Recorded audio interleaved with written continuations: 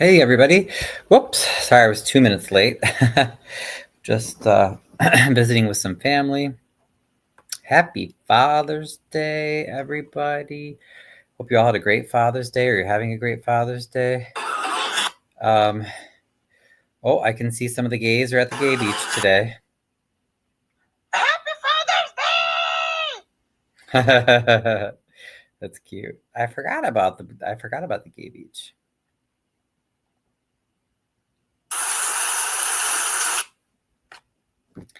So yeah, unfortunately, my father was not in my life. Hey, Wyoming, thank you for joining us. I don't know if not critical, Crook. I would imagine he maybe he's busy with Father's Day stuff. So otherwise, he's usually my mod.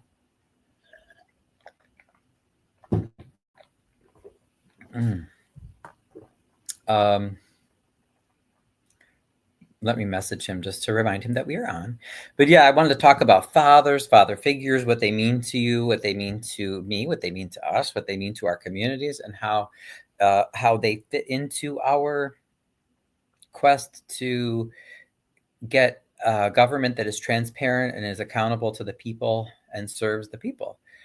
Because as we know, family structure is closely related to, to the health of society and how fair or unfair or unjust society is, right? So certainly fathers are very important. The other thing on the agenda for today, and let me pull up the agenda so I can show it to you guys.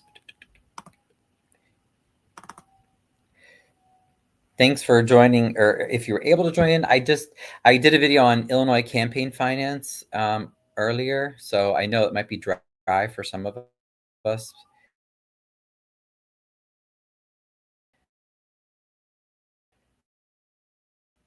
But I wanted to educate people on that.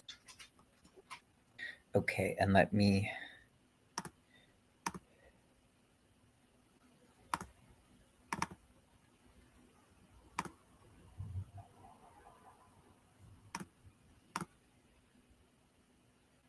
All right. Okay, so for this edition of Let's Talk Southland, we're going to be celebrating our fathers, our father figures, maybe talking about things we wish our fathers, qualities that we wish they had, or maybe things that we wish they did do or didn't do.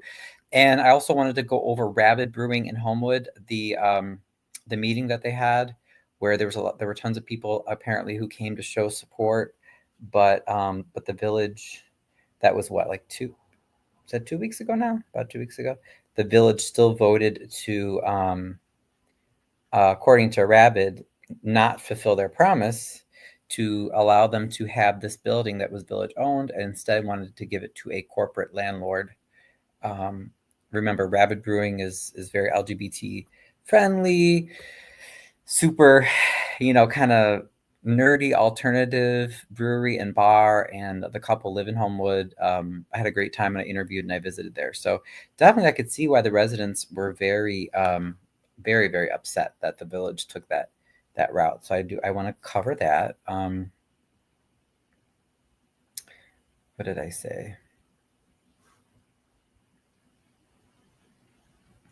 Unfortunately, I did not get to follow all of it, but I heard that on Conscious's show today, well, because I was working and doing all sorts of stuff today. Excuse me, but people were coming after Conscious again. We just had a great show last night on not bullying and on the psychology of narcissists and bullies, how we can understand them better and how we can protect ourselves from them and from their harm. And then it sounds like people are still coming after Conscious and other people. Guys, please just stay in your lane. We don't want to have something get to the level of those Las Vegas murders that just happened, okay? Like, remember, we have a lot of people going through a lot of stressful things right now. So what you might think is funny or cute when you're spreading lies about someone, because you get money or you get views or you get attention or whatever it might be, remember that that could cause real harm to someone's emotional health, their mental health. They could lose their job, their family could be affected. Okay, so these things have real world consequences. It's not a game, it's not funny. And I don't want to see people hurt. I don't want to see people hurt in any way. But like I said, that I really, really hope that that Las Vegas YouTube related murder was a wake up call for people. But apparently, from the little that I saw of consciousness broadcast earlier, it sounds like people are still not, um, paying attention. Like I said, they think it's a game for views and for money, and this is not funny. You're playing with people's lives. So please, please, please, um, if you're doing the bullying, repent of your ways, apologize, try to make amends if you can. And for those of us that are the victims, I've been a victim of bullying my whole life as someone who's gay, as someone who is very nerdy and who loved school, who loves the arts. Um, so I know how it is to be bullied and excluded and harassed. But we all have to stick together, and we have to defend each other, and we have to know how to keep ourselves healthy and sane, protect ourselves, protect our mental health, our physical health, protect our families. Because unfortunately, no matter what we do, it seems that some of these bullies, whether they are a mayor or another politician, or it's another YouTuber, or it's someone on Facebook, or if it's someone at your job or your school or what have you, some bullies just seem like they will never learn. It's really, really sad. So, but yeah, this will be, we'll probably have some time. I may pause a few times during the show tonight. If anybody wants to share about their fathers or their father figures, or maybe you are a father figure. Like I was just visiting an uncle of mine who he was, more of a father figure than my father was. My father was never around. That was his choice. Excuse me. I was a teacher, a full-time teacher for many years. I love teaching. I still teach doing this and my activism work too. It's just not like classroom teaching. So in that respect, I feel like I've been a father many, many times over, and I'm always so proud to see my students, and especially, with seeing that, oh my God, you did well and you got your life together. You got, you have a job, you have a family, you're not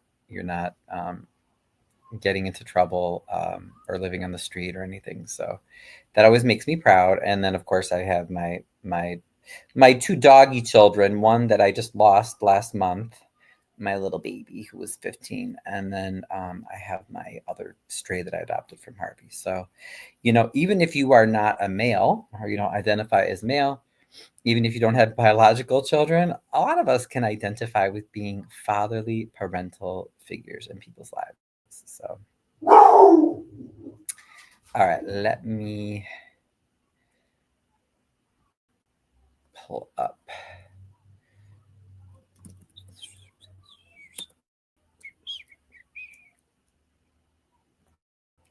I'm going to pull up the Homewood thing, and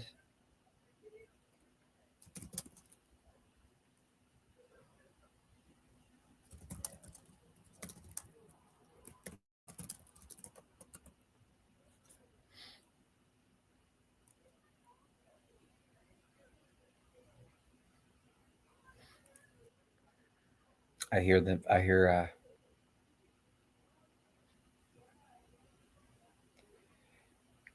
the neighbors outside talking. That's why my dog got excited.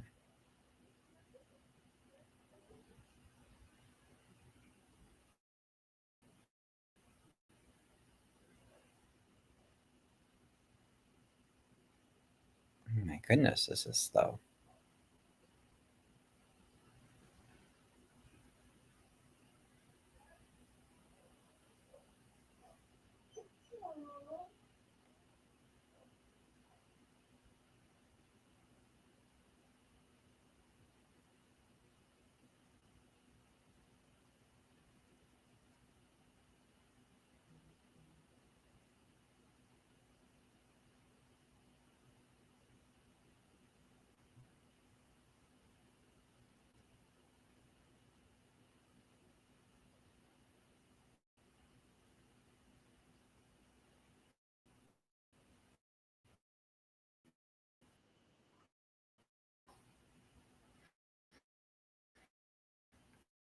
Sorry, guys. YouTube's taking forever.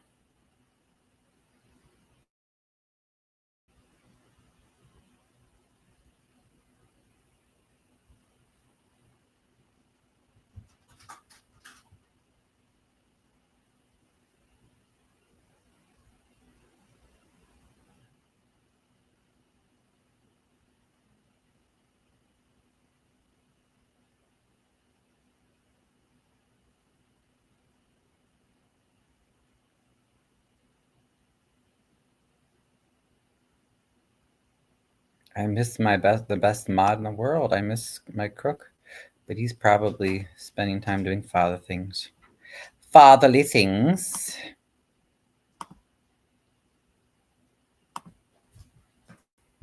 Good boy, you bear. Whoops. No, not that.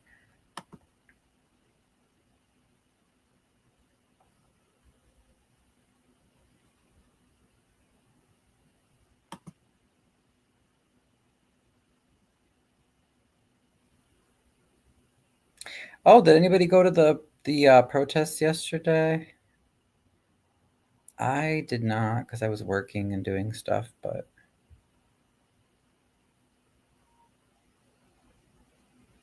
let me see here.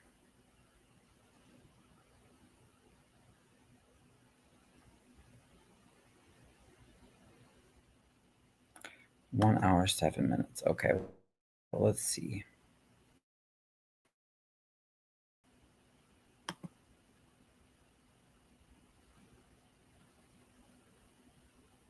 And for those of you who did not tune in before, I interviewed Rabid Brewery in Homewood, which is right next door to Harvey, and not far from Dalton. We're all linked pretty close together in the Southland.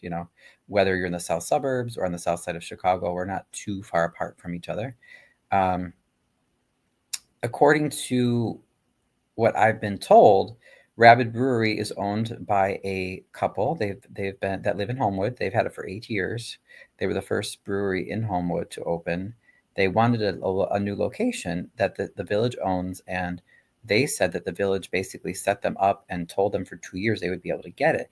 And they recently voted to give it to another out of town company. So a lot of people are pissed about it. Now, I did speak with one of the trustees. Asked him a few questions about it just off the record. Excuse me, and have tried to talk to some Homer residents, but it's it's never to me, it's never a good thing when you hear of a local business not being supported, right? So, all right, guys, yay! Okay, it looks like it finally loaded.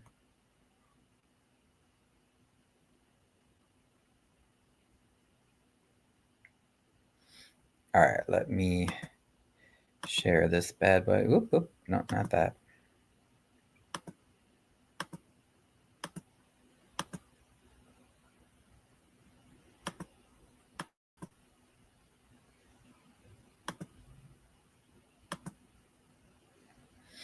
All right, welcome. If you're just joining us, welcome. Okay, so can you guys see this? I always feel like it's not big enough. Wait, let me see.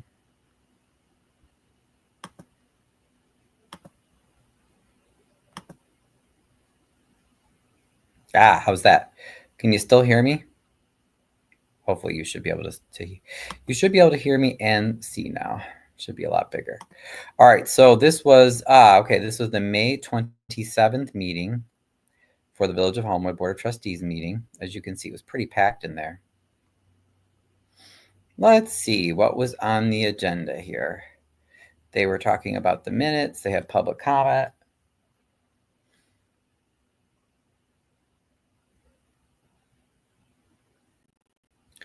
And they had 8 here from the audience. Oh.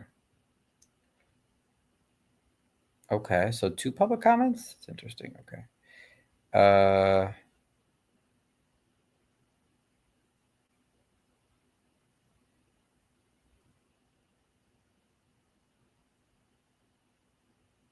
Here we go. And this is what we were talking about. Presentation, direction to staff, redevelopment of Park West Plaza, 3003 to 3025, 183rd Street.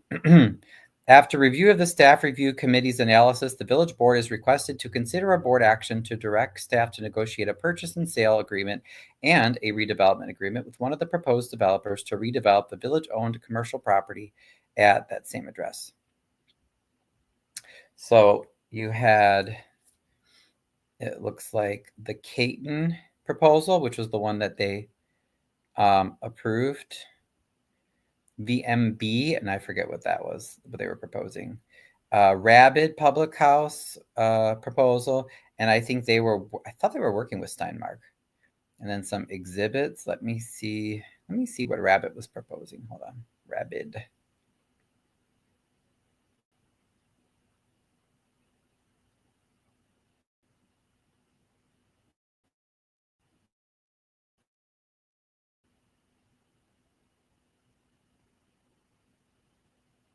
They're so fun.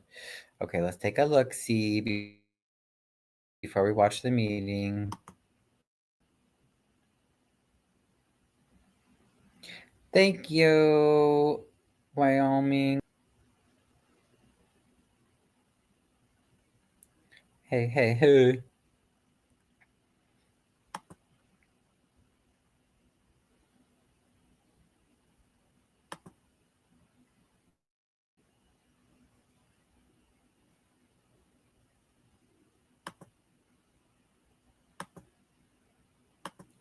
Okay, no, that's not what I want.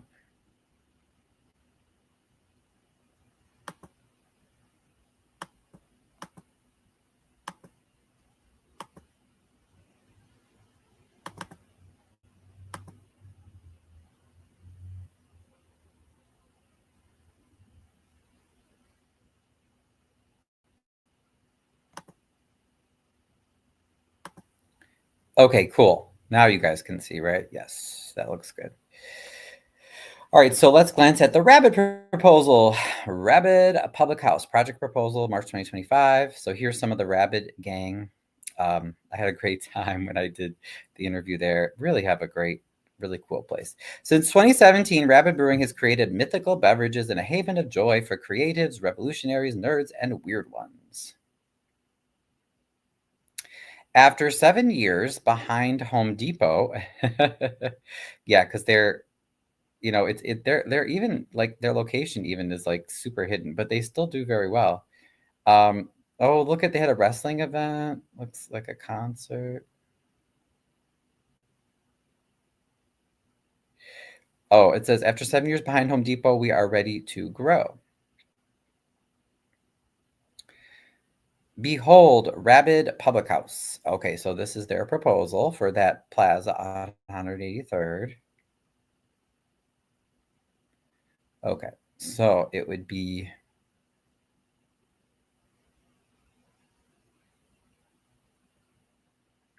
sidewalk seating. You have dining space here. It looks like private rooms. These are some side rooms here. Event area. Washrooms. Washrooms, closet, cold room, dry storage, kitchen. There's a bar here. Problems worth solving. Lack of inclusive social gathering spaces in the south suburbs. Amen to that. Volatility in the craft beer industry.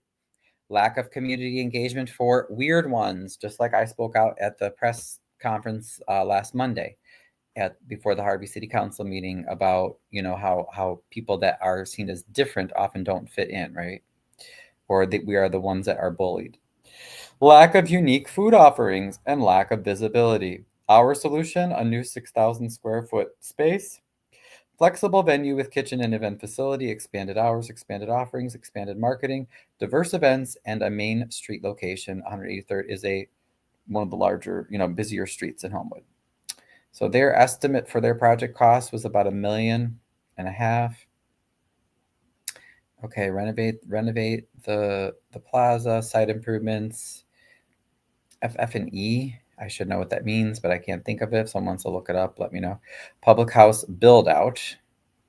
Okay. Sources of funding. They have some owner financing, owner investment, and $300,000 village incentive funding. And then they're showing how they would do the, I think this is 100, I think this would be 183rd Street at the top, I believe. And then how they would do the parking on the side and the front. Now this would be the space for Rabid, and they are proposing Golden Needle, I think is already there.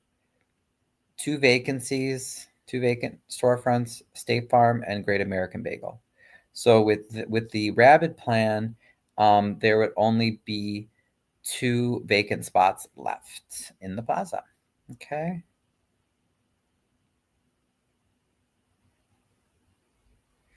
So if anybody has any questions for that, just let me know. I motion Wyoming gal for moderator. Oh, okay.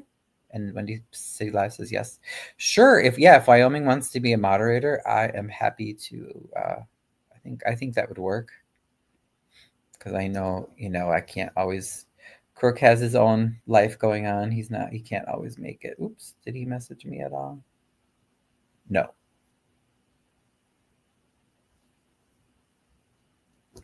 But yeah, you just let me know, Wyoming gal, if you're good with that. Now let's take a look at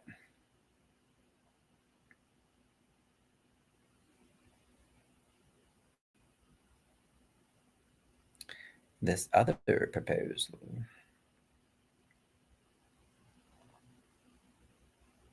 VMB Ventures.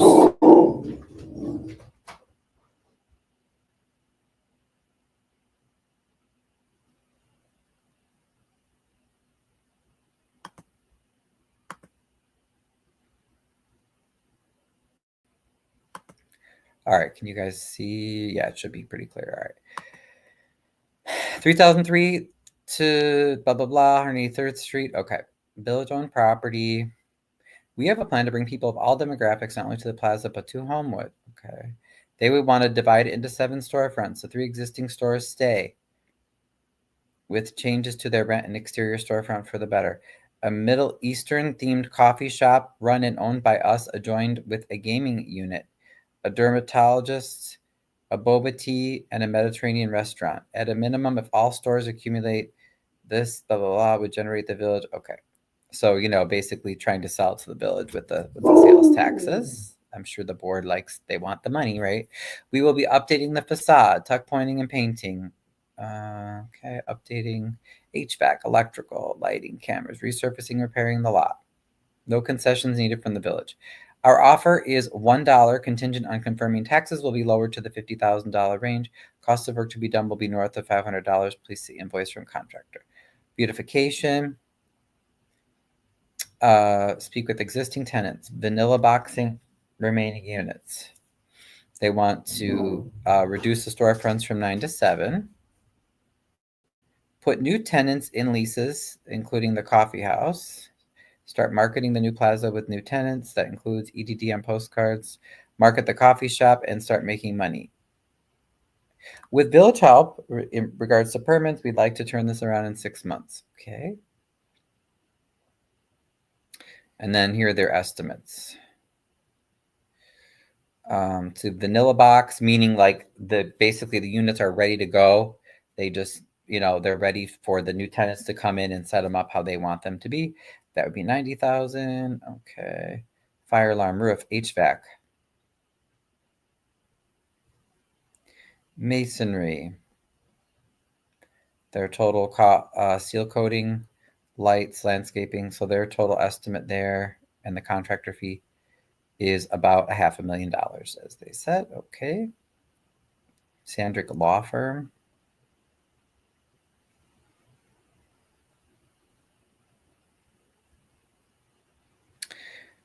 It says, okay, so they want a class 8 property tax incentive and TIF assistance.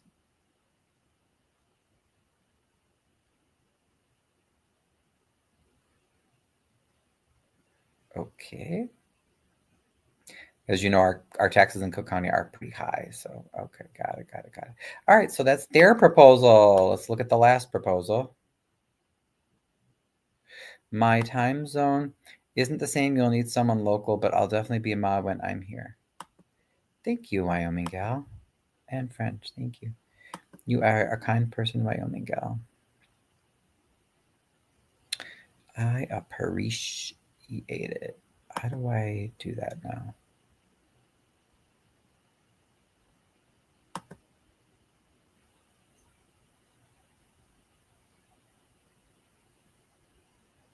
I forget how to make. I forget how to make you a moderator now. I'll have to figure it out. I could figure it out later.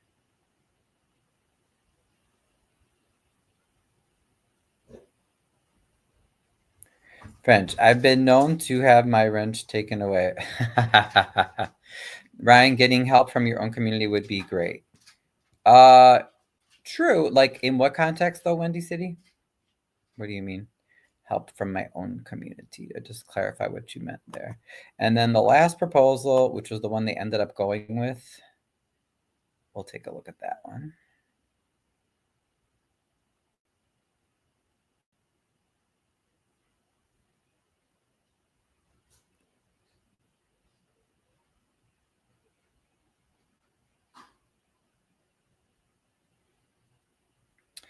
Caton Commercial Real Estate Group, Granite Realty Partners. Okay. So here's another visual of the plaza, right? There were already 1, 2, 3 tenants in there. No, 4?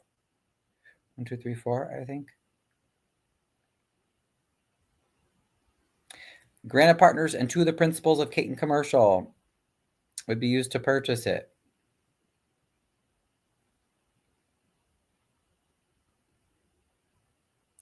They're citing that they have experience caring for commercial properties. After purchasing the property for $2, the new joint venture would do an extensive assessment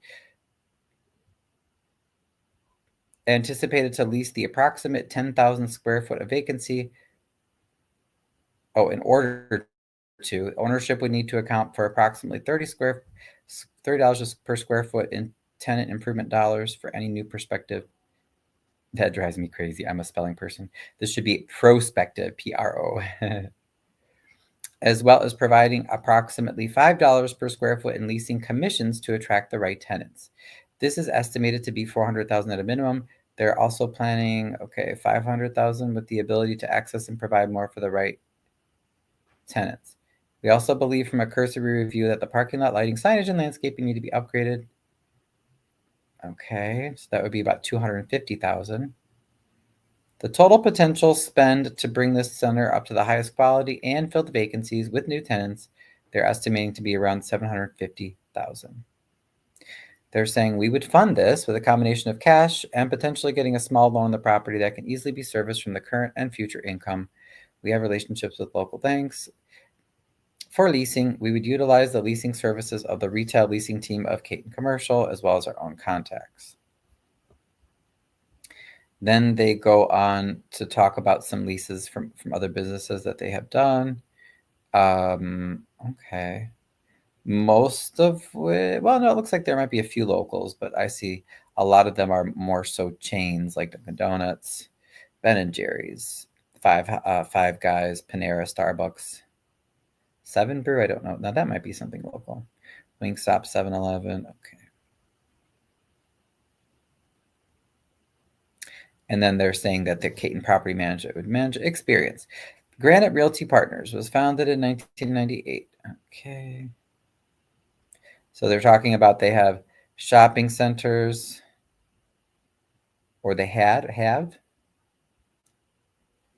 in Racine, Wisconsin, Woodridge, Illinois, and Burbank, Illinois.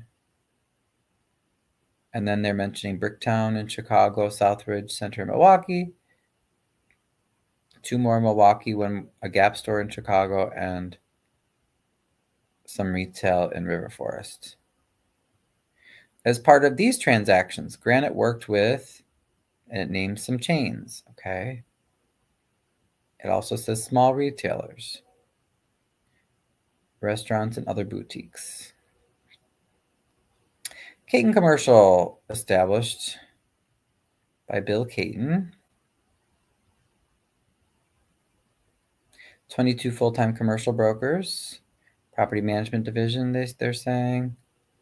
They're saying they have a philanthropic vision, supporting these certain nonprofits. Okay. Just explaining more of his Bill Caton's real estate experience. Steve Caton, they said, also has commercial real estate experience. Notable clients: Wells Fargo, MB Financial, Casa, Neurogenics, Mid-America Development, McDonald's, Marathon. Okay.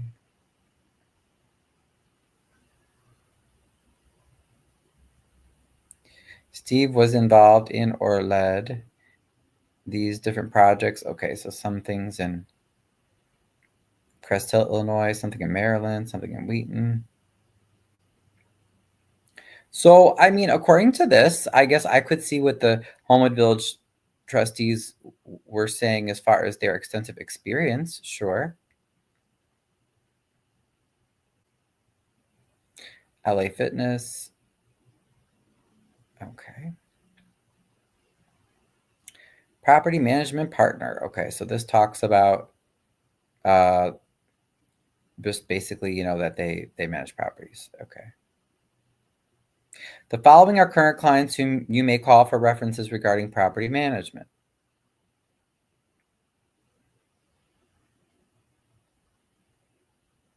Okay.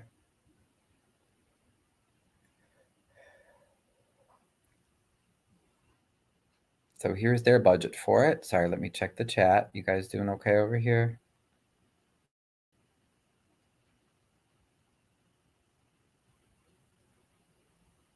Someone helping you with handing out flyers and knocking on doors. Oh, yeah, always. Definitely. We're always taking volunteers for sure.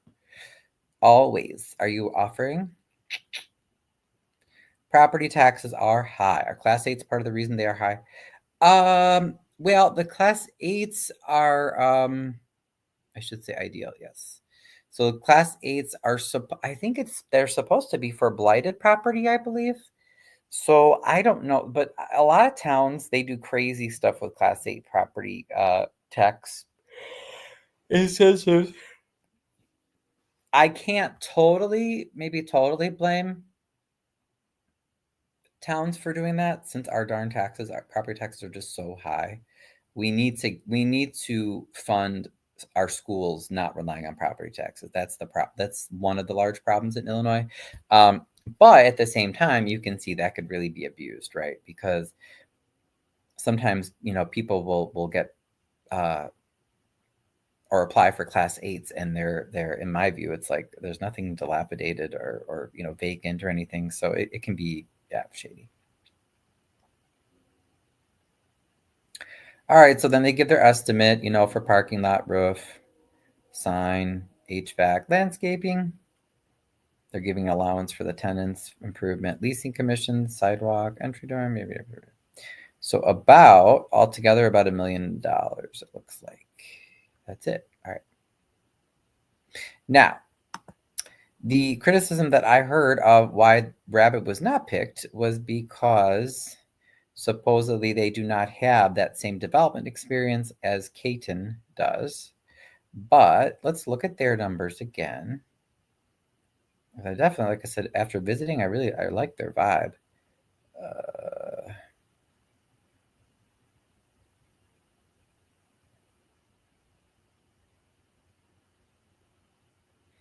Okay, so yeah, Caton was what they were estimating about $1 million. Rabid Brewing is projecting about $1.6 million for renovations, site improvements, FF&E. Can someone look that up? I forget what FF&E stands for. Public house build out. That's their restaurant and public event space. That would take up a decent portion of the building. And then let's see, 700,000 owner financing, 435 owner investment, 300,000 village incentive funding. Okay. So, yeah, and then as you can see, their newly expanded location for Rabid would take up quite a few of the. It looks like almost half. Maybe 30? No, 30% for 40% to half of the space.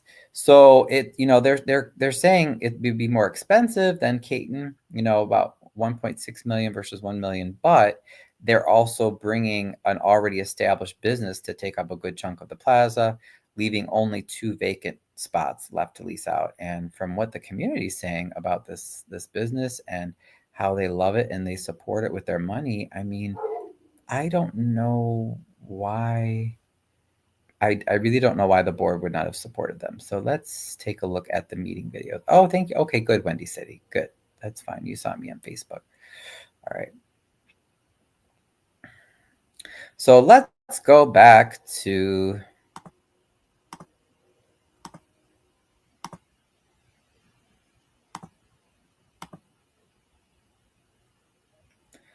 the meeting and let's watch some of the video, shall we? I wish someone had taken better video. I think this covers like the whole room, but it's not very. I guess it could be worse.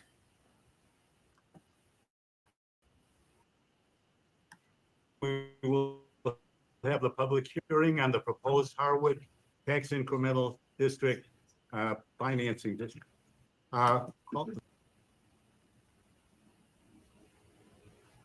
Thank you.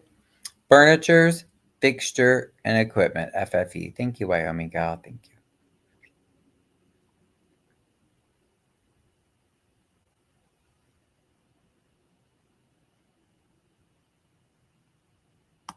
The roll call, please, Flores. That's the mayor. He sits in the center, Mayor Hotel. And then I don't. I mean, I know they're the trustees and some other people. I don't know them all by name like I do at Harvey. Trustee Roman? Here. Trustee Heiferman. That's my bill.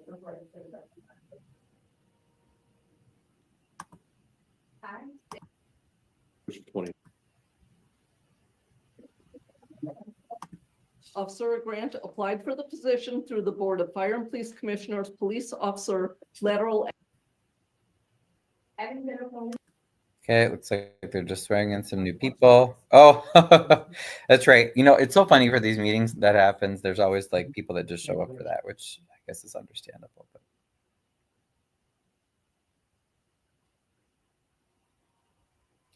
no, hold on, I'm going to check the agenda.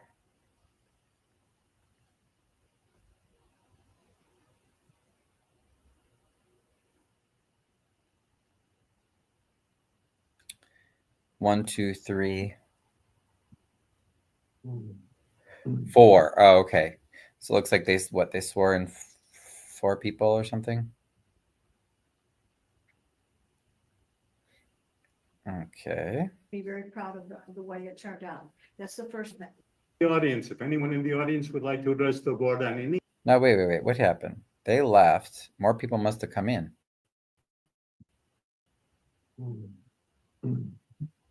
Looks full. Yeah, definitely. I just wanted to see. Okay. So they leave. Okay, so then more people do come in because it fills up again. The audience, if anyone in the audience would like to address the board on any subject not on the agenda, please raise your hand. Yes, ma'am. Okay, then they have some public comment. Steve.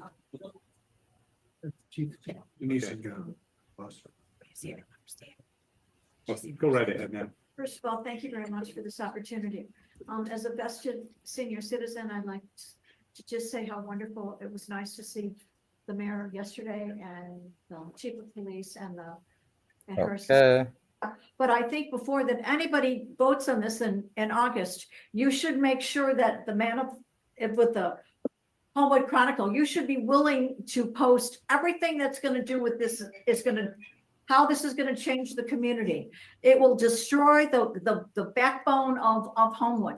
And to sit there and not have anybody involved with the people that have paid taxes and community that have lived here for years. Wait, now what was Bloomberg, this? other officials, that when anything that is made into TIF, it destroys the property value. The only people that All the tips. Yeah. exist and making money are the contractors. I don't know what type of vested interest he has in this area, but I think before that anybody votes on this in August, Mm. according to the information Tips that are an issue. nine. Yes, yes, absolutely. But not for tonight. And then I would like to continue reading from the book On Tyranny by Timothy Snyder. Or indeed manage any of the personal bodyguards. As paramilitaries known as the SA and the SS, they created a climate of clear opponents from the emotions of rally.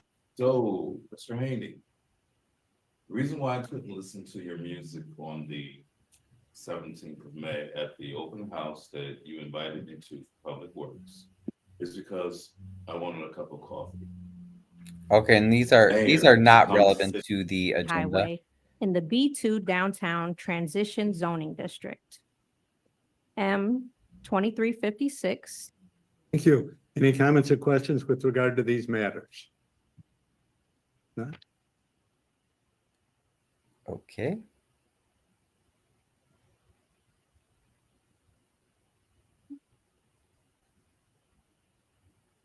Now what? Needle alterations. All tenants have expressed interest in remaining in the center under new ownership. Oh, I'm sorry, this was about, The village owns the commercial strip center. this is starting the presentation about the strip there. Review of 3 proposals to purchase the village-owned commercial property located at 3003 to 3025 West 183rd. The village owns the commercial strip center called the Park West Plaza. The property was acquired in December of 2023 Yes, through the Cook County where we No wanna be, Cash I Bid think. program. It has been 2/3 vacant with delinquent property tax bills and deferred maintenance for many years. Since taking ownership, the village has completed various maintenance improvements and negotiated lease agreements with the remaining tenants. The center is divided into 9 storefronts. 3 spaces are occupied. Space A is the Great American Bagel Company. Mhm. Space B is State Farm, and Space E is a Taylor Golden Needle Alterations. All tenants have expressed interest in remaining in the center under new ownership. We initially had interest in this plaza in February of 2024 when Rabid Ground LLC submitted a proposal to acquire and rehabilitate the property. The village signed a letter of intent with Rabid and renewed the letter of intent at 2 separate times. The LOI renewal period expired on February 9th of 2025. Since this property is in a TIF district, it's in the 183rd West Tax Increment Financing District. Mhm. According to the TIF statute, the village can sell the property as part of a redevelopment agreement, but the TIF Act requires that the village solicit alternates to the proposal from interested parties. So in March of 2025, the village board directed staff to publish for solicitation. After publication, the village received 2 additional proposals by the submission deadline. Village Staff Review Committee includes a diverse cross-section of our professional staff areas and our departments, has reviewed and evaluated the proposals, and staff are available for questions at tonight's meeting. I'll briefly introduce each of the proposals, and each team is at tonight's meeting to answer any questions. The original proposal for the property submitted by Rabid Brewing Company, who opened their brewing company in 2017 and continues to operate at 17759 Brett's Drive. They propose an expansion of their business into this plaza. For Rabid, this site offers increased visibility on a major arterial street. Rabid proposes to own and operate a restaurant in the plaza that offers beverages, Puerto Rican influenced food, and 2 of the vacant spaces. The 3 existing tenants would remain, and they would have 2 small vacant spaces in the middle of the center.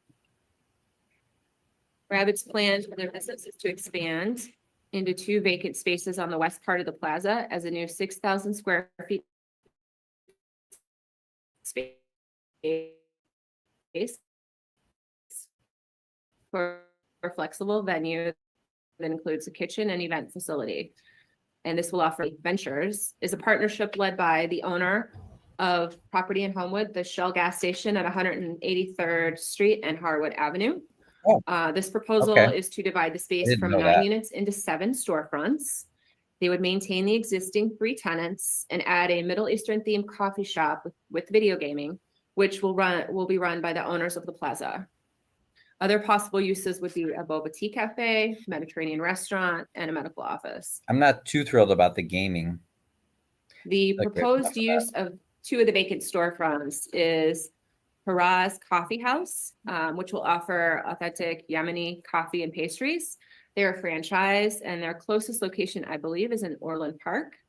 And this is an image of the proposed use. The third proposal, Hayton Commercial Real Estate Group and Granite Realty Partners, is a joint venture for redevelopment. They propose to acquire the property and prepare it for prospective tenants. Proposed investments would include repairing the parking lot, building structure, replacing signage, storefronts, and doors. The group plans to own and operate the plaza as a long-term investment. They have extensive experience owning, leasing, and redeveloping properties with 91 commercial properties in the Chicagoland area and others throughout the country. Hayton has not yet identified specific tenants for the vacant spaces. So the staff committee evaluated each proposal using categories and criteria. We analyzed whether this proposal responds to community needs, if it supports suitable and successful uses, if it ensures sustainable commercial development, does it improve the property conditions, how does it maximize yield, what is its return on investment, and does it accommodate a community investment timetable. This is similar to the criteria and the same process of review that we used for 3 proposals for 2020 Ridge Road. And the Mongolian barbecue was selected through this process. The first category, response to community needs. This category measures the proposal's capability of supporting local businesses' growth and development. The criteria in this category are the ability to provide services that meet the stated community wants, needs, and demands. These are things that we hear at public meetings. We've heard through surveys. One of the things is a third space, which is defined as a public neutral gathering space that is distinct from home and work, a third space. A Mediterranean food, places for teens and children. Trader Joe's is always one that we hear. Coffee shops, performance venues, and takeout places are some other examples. The ability to create a unique and distinctive commercial property, contributing to a sense of place in Homewood, increasing local employment, job growth, and supporting local business growth.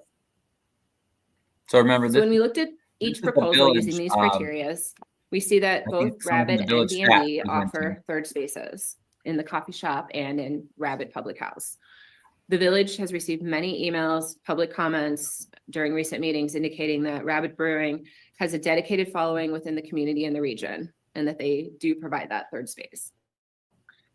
Hayton has not determined uses, but has expressed a commitment to assisting local businesses with tenant improvements. All 3 groups will bring in business occupancy, which will increase jobs. Rabid has identified clear roles and job descriptions for their restaurant in the proposal. Rabid is a local business. Its expansion directly benefits their local business as well as others and economic growth in the community. So the results in this category favor Rabid as a local business that is expanding and offers a unique destination and sense of place in Homewood. That's what I would think. Why didn't they go for Rabid then? The second area supports suitable and successful uses. We're really looking for that highest and best use for the property. This means that the use will positively affect the immediate area and the community as a whole.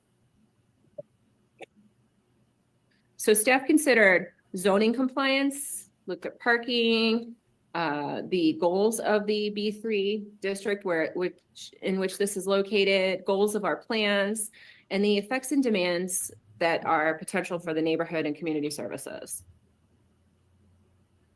The proposed uses in this table, if you take a look, are based on uses that are listed in the proposals as submitted, Although Caton did not specifically identify uses, the uses in this table are examples of businesses that they plan to target and that would be fits for this center. All proposed uses are permitted in the B3 general business zoning district.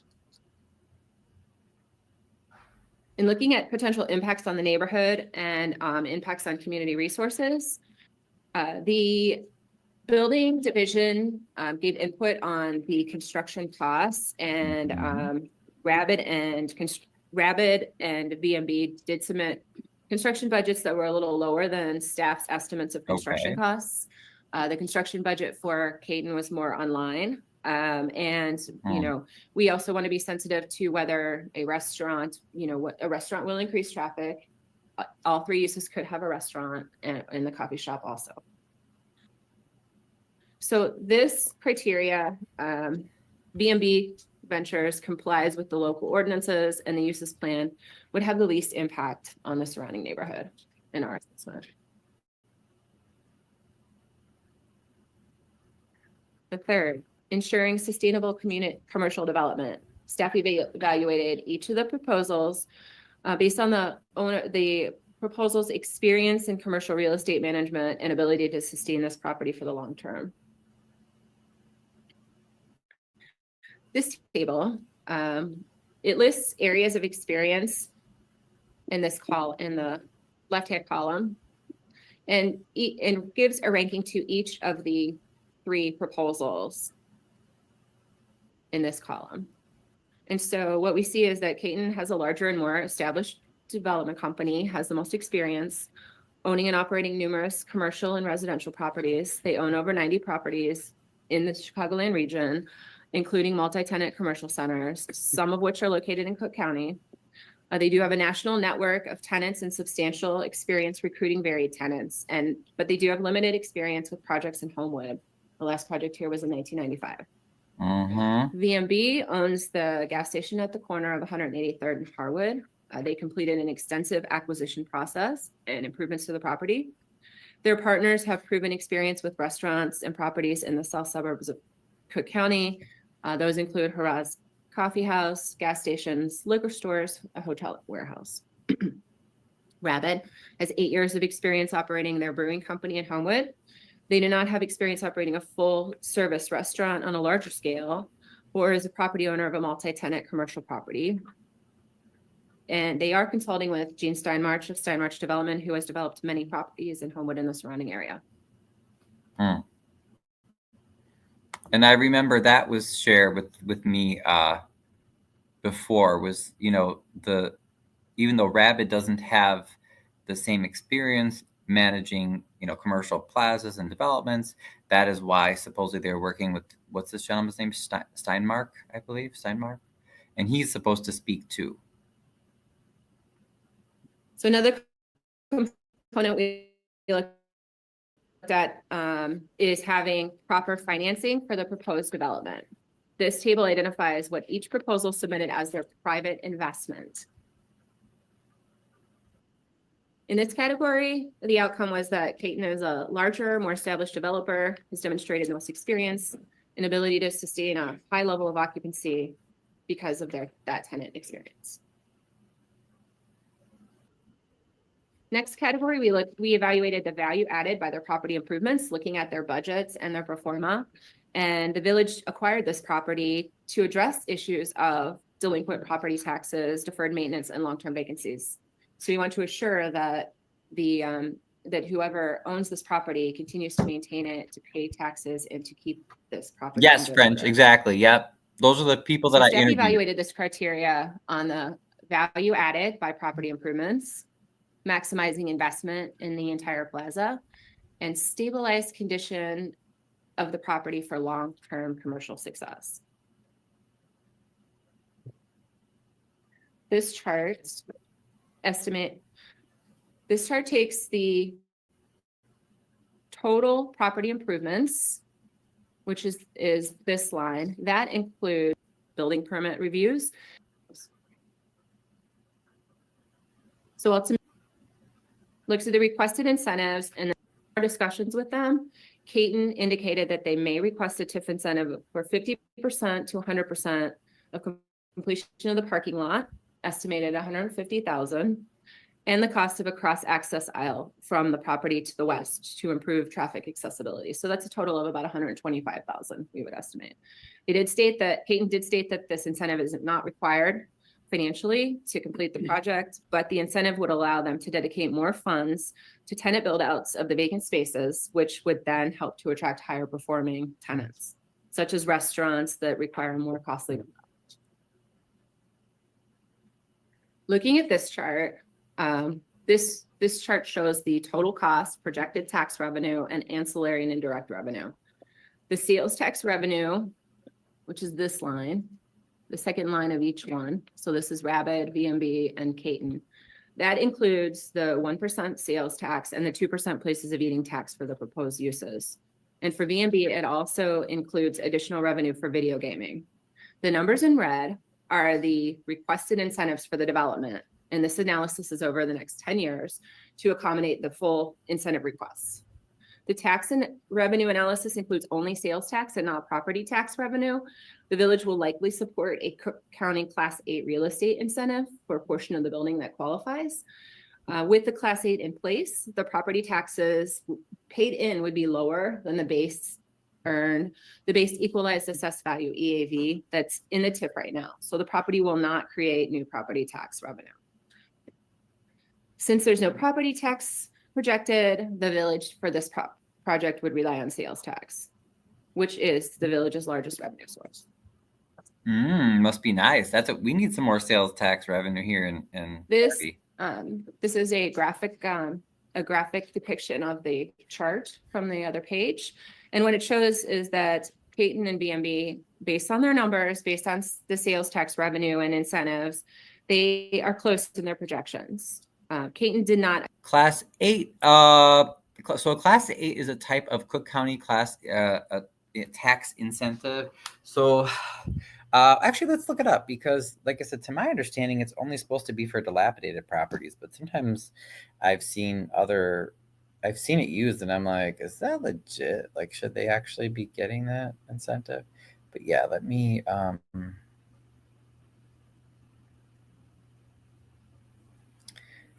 take a look-see. Hold on one second here.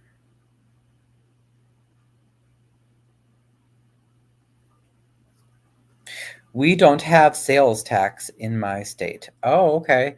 So you're like New Hampshire.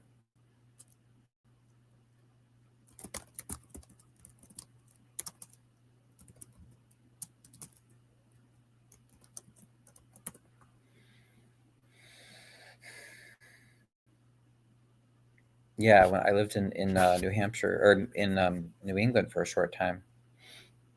New Hampshire doesn't have sales tax either.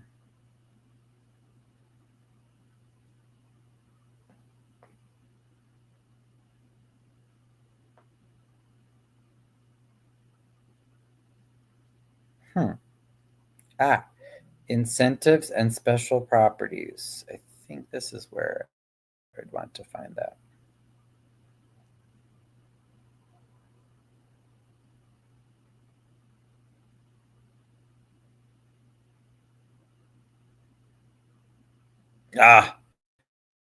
Not another silly PDF.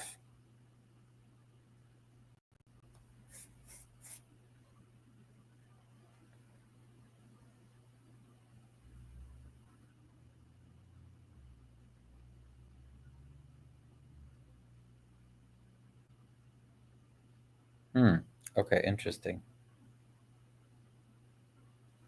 No, I think that actually provides the answer we want.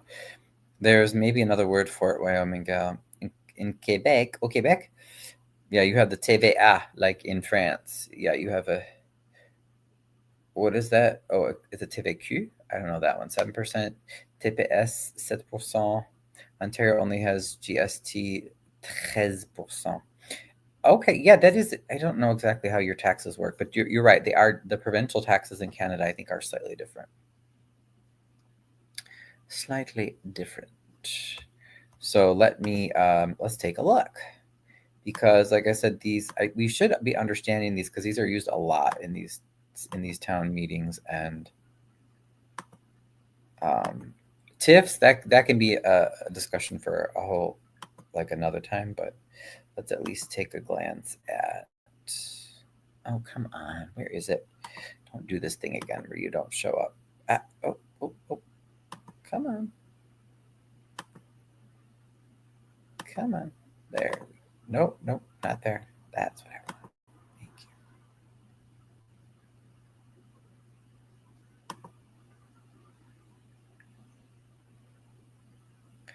you. All right.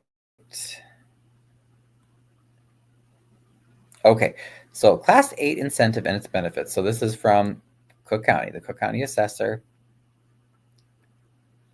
Cook County is the second largest county by population, I believe.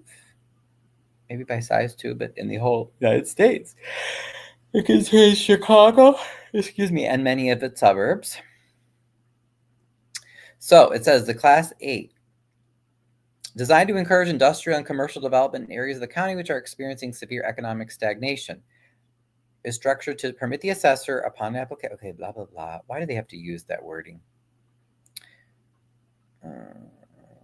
Pursuant to an amendment, property located in any of the 5 townships, Bloom, Bremen, Calumet, Rich, and Thornton, so that's the Southland, or any property obtained through the Cook County Tax Reactivation Project is eligible for Class 8 without any application from the local governing body for certification of an area. Oh, okay.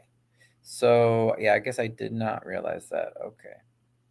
So if you're in Thornton, well, I think this project is like, is it Thornton Township? No, that one might be Bloom Township. I don't know. But anyway, it's in one of those townships. With an eligible Class 8 area, within an eligible Class 8 area, which I guess all of our townships here are, all subsequent new construction, substantial rehabilitation, or reutilization of abandoned buildings developed or reoccupied for industrial or commercial use may qualify for the Class 8 incentive. Prior to undertaking development activities, property owner or developer must make application to the assessor. Okay. Now, in this case, Homewood, the village, is the property owner. So I'm guessing since they're already talking about the Class 8s, Homewood must have applied for the Class 8 already. That's interesting. I mean, it's not new construction. Substantial rehabilitation or reutilization of abandoned buildings. Okay, but they're not. Maybe they're counting it because it's a rehab. Let's say they're not, but it's not an abandoned building. The incentive assesses qualifying real estate at reduced assessment level for a period of 12 years from the date that new construction, there we go, or substantial rehabilitation is completed and initially reassessed, or in the case of abandoned property, from the date of substantial reoccupation. So the assessment levels are 10% of market value for 10 years, 15% in year 11, 20% in year 12. This constitutes a substantial reduction from the 25% at which industrial and commercial properties are commonly assessed. Oh, okay. So for 10 years, instead of being assessed at 25% of the market value of taxes that they have to pay, property taxes, they get, for 10 years, they can pay 10%, in year 11, 15%, and in year 12, 20%. Okay, interesting. And then I guess since they came out with this new ordinance, I guess any area within our townships qualifies. So that doesn't really.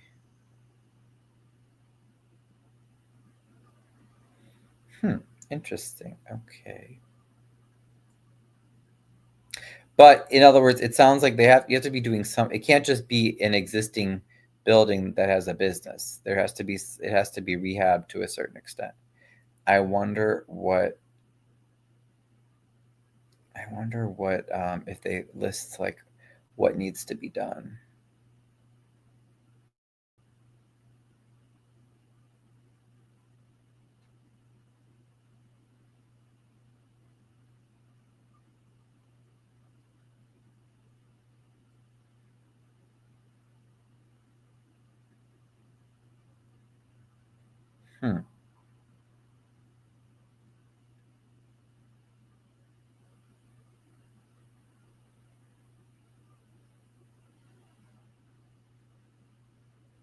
During the term of the incentive, the Class 8 recipient must file a triennial affidavit attesting to the use of the property and the number of workers employed at the Class 8 site. Okay. It can be renewed during the last year.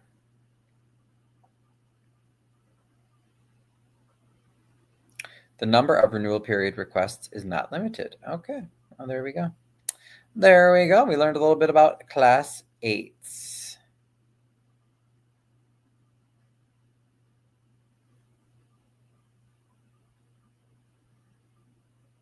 Too hard for me to explain in English. So Miguel, sorry. Right. I know. I'd have to look that up too.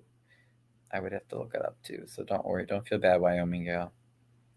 Don't feel bad, Wyoming gal.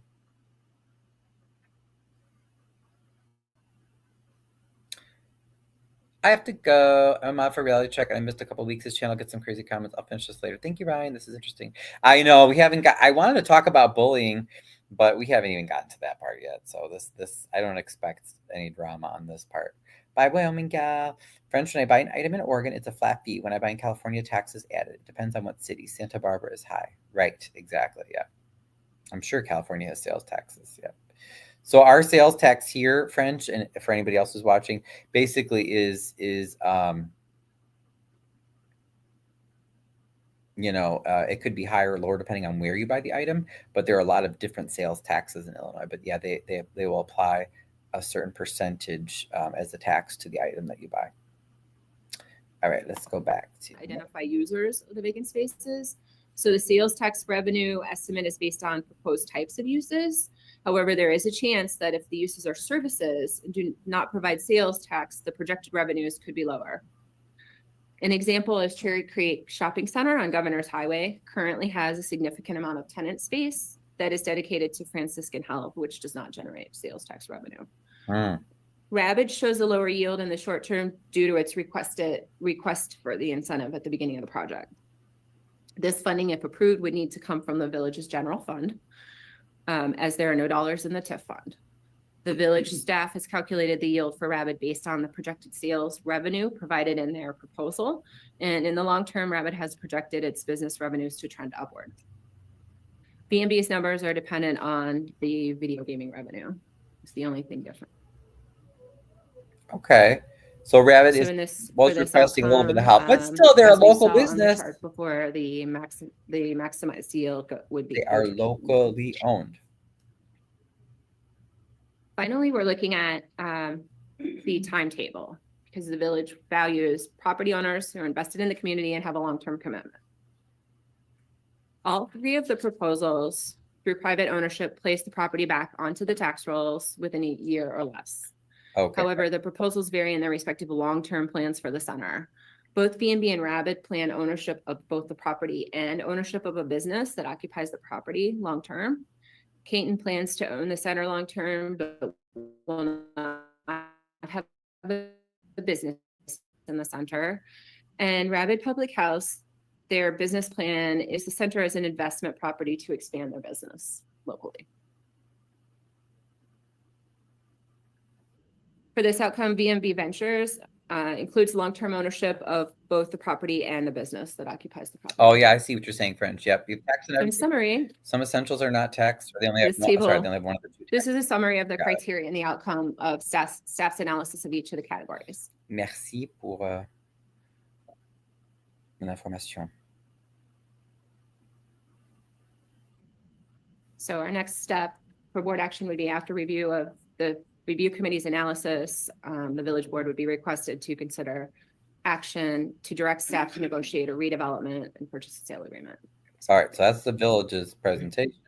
Everyone to be able to go to from. Now, I believe we have friends some in Homewood. public comments. Review committee's analysis, the village board would be requested to consider action to. Okay. Thank you. Thank you. Additional information from the applicants. Rabid Brewing, you have something additional you would like to add to Ms. Maceras' comments? So she was from the village of Homewood. Okay. VMB, any additional comments? that you Oh, would I'm like? surprised Rabid didn't have any additional comments. Podium is yours.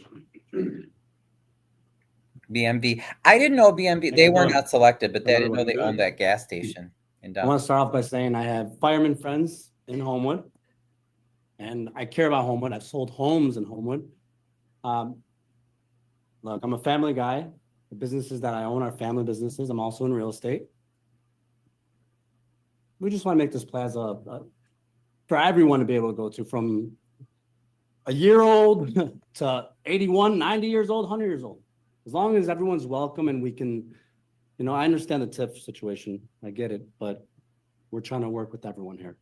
Okay? And we're going to work with you. Promise. You're going to love it. You're going to love it. We're bringing a coffee shop, bubble tea, healthy food as far as Mediterranean food. Who doesn't like pita and falafel, right? Come on. Okay? And we're very familiar with the businesses. It's not our first. I mean, I guess I would have We've done supported plenty of them times, and let's bring it here. I'm on more Orland so Park, than Aurora, Naperville. the the Caton one. They just sound like, I know they have more You wanna bring experience, it but they're home. out of towners. Okay, and so I'm closer in a minute. I'm in Oak Forest. So let's do it. Do you guys have any questions for me? Anyone? And he doesn't even live in Homewood. Go ahead. No, we're not. Oh, I'm sorry. I'm sorry. I didn't. I just want to. If there's anything more you want to say about you. I just want to put a face to BMB. How you guys doing? Okay, Yeah, go. thank you, sir. Thank you. Caton. The Caton. And this is Caton. These are the big corporate guys, okay? First off, I want to say thank you to staff and everyone here in the village board. It's been a pleasure getting to know the city or the village, I should say, and just the wonderful people that work here. The reason we're interested in this is we are not bringing a business. We've been asked many times, what businesses can you bring here? Refuse to get into a bait and switch of promising tenants that would come here. Our business is buildings. And the problem here is the building. The building is in dire straits. There's some massive failures. You've got the drive aisle behind is completely failing. The water maintenance off the roof has caused a lot of damage that needs to be rerouted. Roof issues, landscaping. Approach to buildings is we need to bring buildings and invest in the building with all the dollars to make it a first-class building. The tenants then will come. We have no issue with tenants. We have relationship with tenants. And I do want to offer, I know that, first of all, I'm extremely impressed with the following of the brewery. That's amazing. That's a lot of community support. And I do want to offer, I know that's not why everyone is here. We are opening to having conversations with both uses as tenants in the building. Our main focus is taking care of the building. And so the 985,000, including just shy of 400,000 set aside for new businesses coming in, we'll be finding tenants that have either the experience, the wherewithal, and additive to the community to be long-term tenants for the community and ourselves. The only thing we're going to be focusing on is making sure the building is no longer an issue. Thank you. Thank you. So to be clear, the corporate offer, they're just saying they're going to fix up the building. They're not bringing any tenants, and they're not based in Homewood. I definitely see why Homewood residents would be upset. I mean, if your own town won't bet on local businesses, like who will? That's, yeah, I could see why they'd be upset. Time for public comments. Public comments are limited to 3 minutes per person. Sir, please come up. Okay, I've never seen Homewood's public comments. Let's see what this is like. Once again, my name is Brent LaRue. Thank you. Good evening. I live in Chicago, as I mentioned, and I first came to Homewood because I was specifically looking for a woman-owned brewery. Searched the internet, found Rabid. I've returned again and again, and while I'm here, I buy dinner. I visit shops. I spend money that would not have entered this economy otherwise. That's part of the ledger that doesn't show up in the staff report. Rabid's proposal isn't the strongest on paper. I understand that. The incentive request is steep, the tax return is lower, and the project has more risks than the others. But I want to challenge one assumption, that the return on investment is limited to what happens inside the walls. Boba tea, dermatologists, and fast casual chains serve existing residents. They meet needs, but they do not pull people in. A vibrant food-forward Mhm. brewery with a flexible venue Absolutely. backed by an existing local brand does. It draws visitors. It lengthens dwell time. It anchors the kind of visit and stay economy that other businesses need to thrive. That economic halo is real. You know it. You've seen it work. And from a policy perspective, anchor destinations like this don't just succeed, they lift the performance of the surrounding commercial landscape. That's why towns invest in them, because when they work, they don't work alone. So the question becomes, do you use public wealth to extract the safest short-term tax returns? Or do you invest that wealth into a local business with the potential to generate broader, distributed prosperity? If the numbers gave you pause, they should. But I hope you'll consider this. Every dollar spent supporting a resident-owned anchor strengthens your long-term economic resilience more. Right. I agree with that. Local, local, local, local, local. Yeah. French, you said hum.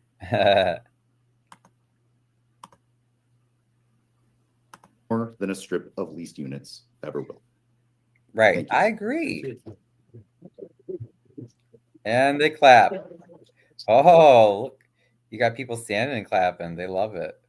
Now, was that the gentleman that I was told about? Wait, hold on.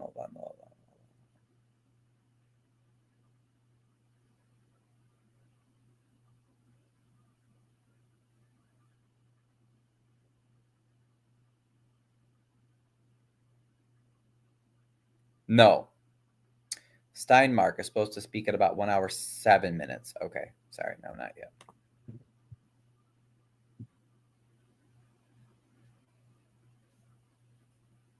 Hello. First, I want to apologize for my casual appearance. There's no disrespect to any of you. I'm going to get emotional.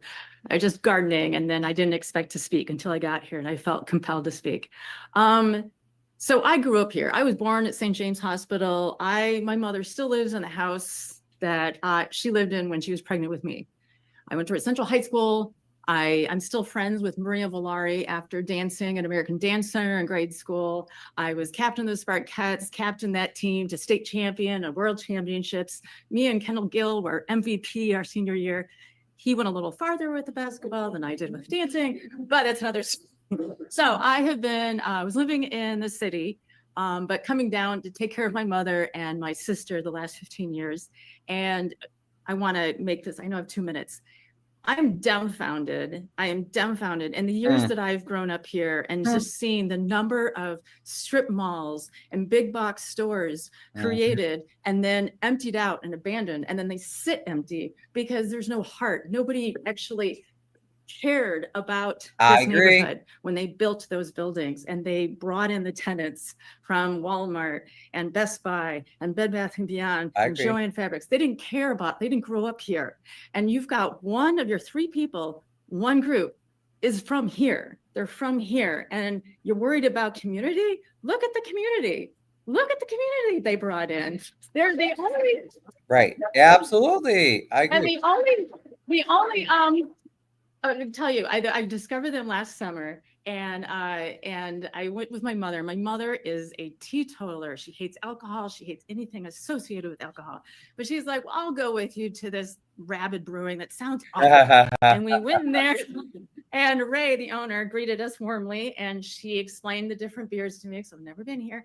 And she served me an IPA and my mother an Sprite on a glass of ice cubes. And there was 3 young couples there with their children, and they were sharing pizzas, and the children were running around and playing, and everybody was happy. And my mother turned around and smiled, and she goes, I had no idea that a bar could just be family friendly and it'd be so. She goes, this is the most wholesome place I've been in years. She says, we have to come back here. That is my 89-year-old teetotaling mother who hates anything associated with alcohol. She loved it there. So you want to talk about a third space, a space that brings in community and is a safe space to host. I go to Hailstorm because there is no place here that can do it. Hailstorm, they have baby showers and they have birthday parties for tiny children. They have wedding showers. They have art fairs. They have yoga classes. I agree with her. They have so many things. And that's what Rabid can do with this Let's see space. if they cut her Do you off. hear me? They can have all this They can bring yoga teachers in from the neighborhood. They can host all these things and bring community together that doesn't Cooking with exist on beer. 183rd Street right now. My friends in the city, okay, my friends in the city, don't come down. I was gonna say, I don't think they're gonna take her out, but let's see if they stop her.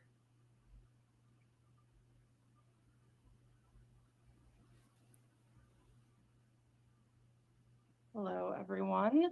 Mr. LaRue, you are making me feel very underdressed. I just want you to know. My name is Rachel Hoffman, and I live in Crete, which unfortunately has already fallen to the blight that is video gaming cafes and restaurants and bars.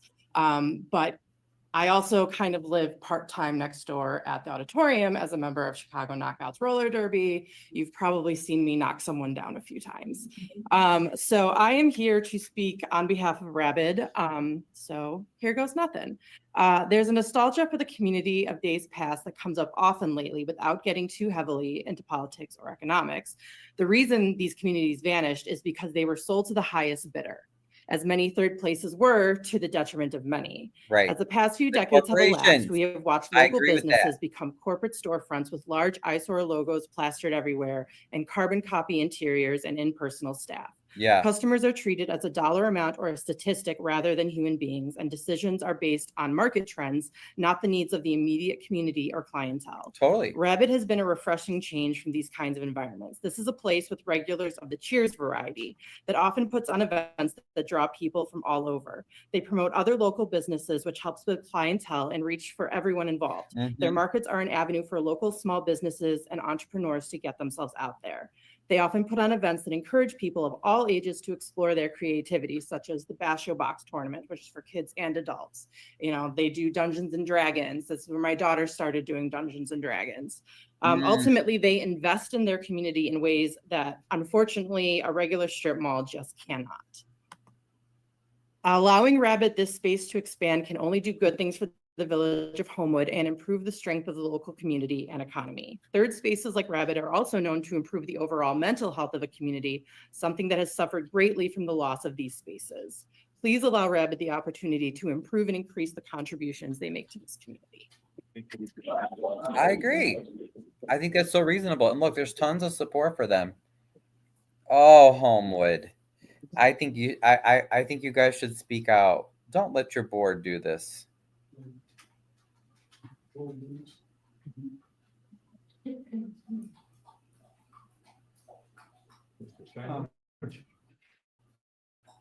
For the record, my name is Gene Steinmarch, and I actually built that building, and it was a glorious.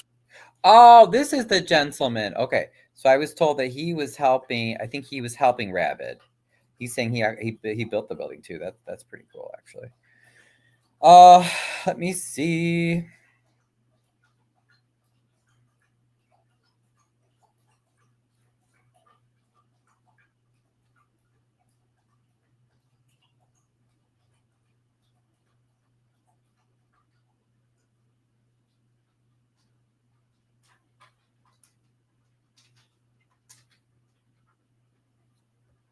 Okay, so let's listen to what he has to say. Building in its day, and it has fallen on harder times now. That was 30 years ago. I've been doing this since 1979, primarily in Homewood, building buildings. We used to build 50,000 square feet of office space a year here, just to keep everybody else out of the market. And I know that when President Hofeld came here, he said, I think the way to get this community to be dynamic is to have restaurants. Let's try to get good restaurants, and let's try to get restaurants that differ in their uses. So I'm just going to add one thing. By the way, they don't come because of the building. I agree. They represented me with a brand new building in Plainfield, and we couldn't make any deals there. People come there to rent because of what you. Now, did you hear that? Let me rewind that. So supposedly the Homewood board voted to turn down an extremely popular, just really cool local business for this plaza in favor of a corporate owner. And their Caton, the corporate owner, was just saying, well, we're not bringing any business, but we'll fix up the building and businesses will come. And this gentleman says Caton did that for him, fixed up a plaza, and the businesses never came. So listen to that again. Caton represented me with a brand new building in Plainfield. Now, a brand new building. Okay, so brand new, so you shouldn't have any maintenance issues. And it's in Plainfield, considered a high growth area. And make any deals there. People come. And they couldn't make any deals. So Caton could fix up the building, make it look nice, and pay their leasing agents to market it. But that doesn't mean that you're going to get businesses. And when you do, are you going to get businesses that are owned locally and have this heart and this embrace the LGBT community and others, and really make Homewood a unique, loving, caring place? Probably not. Probably going to be just attracting a chain. I'm there to rent because of what you see here tonight. This kind of draw to our community. And so I just hope you'll keep that in mind. I don't think TIF, as this one gentleman said, has to do just with dollars and cents. I think it has to do with using your local revenue for the community good. And clearly this is the community good. Thanks. Thank you. I think I agree. Look at them applaud. The crowd goes wild. And it's interesting because he built that plaza. Sorry, one second. Let me just see if okay, go ahead.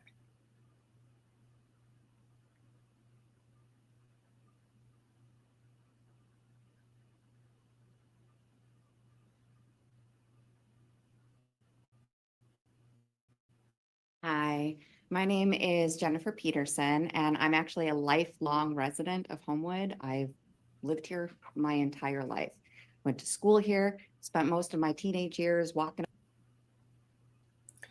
French asks the zoning. Oh, like you want to know what it's zoned? No, I think as far as the zoning, it'd be compatible with whatever with all three of the proposals that were given to the board. I don't think that zoning was an issue for any of them. Up and down Dixie Highway and enjoying the shops that were there. Oh yeah, and I interviewed Jennifer and her sister when I was at Rabid Brewery recently. Record swap, I could name a whole bunch of them. Fiction House. There was just a Record lot of them. swap And the was a one cool thing they all had in common record store was that they built community. They brought people together, kids together. They brought families together. Absolutely. And that's what Rabid Brewing does. It brings people together. My kids look forward to their festival all year long. I mean, they love petting the goats, but other than that, they love the music, they love the community, they love everything about the festival. I can bring them there for pizza and have a drink, and hang out with people that I may never have met, but when I leave, they're going to be my best friend. So these are people that are coming from all over, from Chicago, from different states. I met people that were traveling the country, checking out breweries, and they came here just to see Rabid. They are out in the community all the time. They give to the community. They're at all our festivals. They are at the auditorium during events. They're at our markets and stuff. So I think investing in a family from Homewood that lives here, that puts their tax dollars into the community, that brings people together, is probably your best option. I understand that we're looking at dollars and cents here, but we're also looking at community engagement too. They already have a huge community following. If you're looking for people to already go to these businesses, you got them already. And letting them expand their business lets them do more for the community. More events for the community. More people can come in, more food. I mean, it's a win-win situation. I think she makes a good point. And the crowd is supportive. This is not looking good for the village board. I don't know. I definitely, I think I'm siding with the Homewood residents and supporters so far on this one. I mean, it sounds like they really screwed over a really good local My name's business. John Herman, and I live in Chicago Heights. Every Sunday afternoon, you'll find me at Rabid. My kids play Dungeons and Dragons. Aw, every that's Sunday. cute. I always bring a book with me because I'm going to read, right? And then somebody sits down next to me and I don't read. I talk and we talk and we talk and we talk. And the next thing you know, they're wrapping the game up. And I've had a great afternoon. And it's lovely. And the kids love it and we love it. That's how I and, thought when I went there too. I can quote I'm Kurt like, Vonnegut Jr. everyone's so the day friendly. when I've I never was been there leaving. before, but they're so I said, friendly. if this isn't nice, I don't know what is. Thank you for your time. Aww. Yeah, I definitely agree with that. I'm with you there, buddy. Is there anyone else who would like to speak this evening? But what really gets me is, are they going to listen to all this and then be like, I'm Galen McQuillan. I live in Homewood. and still vote I against spoke them? a few weeks ago on this same issue and still feel very passionately about it. But I thought of a couple of other things to say tonight. When my family had a choice about where to move, my employer said, you can move to DC for this job, or you can move to Chicago. And I said, Chicago seems pretty nice. My family's in the Midwest. Seems like people there are pretty friendly and they care about their communities. Started looking around at different suburbs, and my realtor said, I won't show you any community that I wouldn't recommend to my children. Oh, and we said, what okay. about the South suburbs? And my realtor said, I wouldn't show that to my children. And so when I started looking deeper into things and asking for feedback from people who live here, I heard over and over again that Homewood was a truly special place, that it was a gem. And that one of the reasons why it was such a profoundly amazing place was the character of the people there, the character of the businesses there, the type of uniqueness that you can't find anywhere else in Chicago. I agree. Much less anywhere else in America. Isn't that what people want? I just came from my daughter's first grade performance at Willow. And I was inspired by the Willow Way, which if you're from Homewood, you know the Willow Way. If your kids have gone to school here, be safe, be caring, and be ready. And I have never felt more cared for, more safe in a space, and more ready to do better and be better in my life than I have in the care of the people who work at Rabid. Oh, that's so sweet. The last thing that I want to say is I want to read from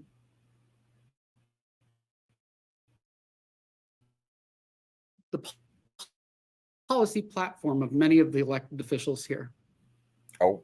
It is posted on their web. It says, these candidates continue to support the goals of our small local businesses. And I'm very, very eager to see what those words mean. Thank you. And they still voted down this great local business. Man, this is not right. No.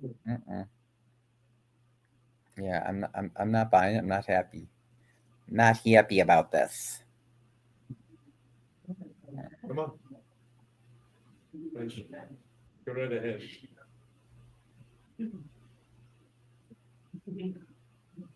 Hello, Amanda Baker from Lansing. I was also here several weeks ago looking exactly the same as I am now. I'm going to be super brief this time. It's not just us in this room. There's 50 more of us in the hallway, going out the door, showing up for this place. Oh my God. It doesn't matter if we're serving beer or delicious Puerto Rican inspired food or a Sprite over ice. How could the board It say doesn't no matter to this? This is what we're crazy. serving.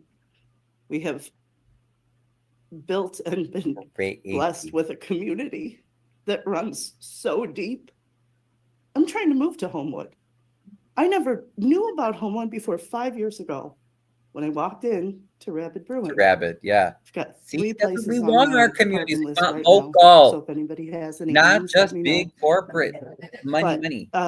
please, Rabid Brewing is home and so important to so many of us. We've brought people in, I said last time, from Germany. It's still true. We have this community. Please let us continue to build it. Thank you.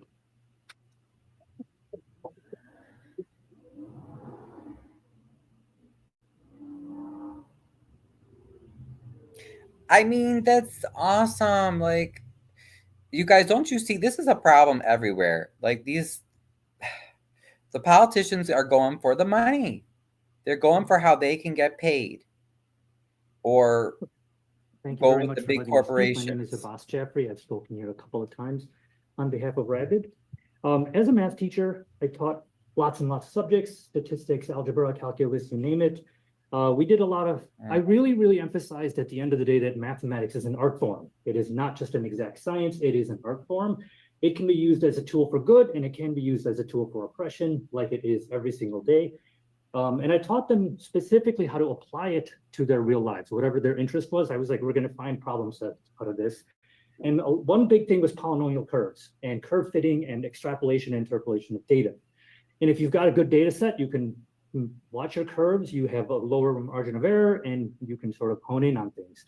When you have incomplete data sets, you can you can sell anything to anyone, essentially. And if you use incomplete data sets to do sort of forecasting and speculation, it can lead to very dangerous things such as the entire mortgage crisis, false misinformation on the internet, all kinds of things.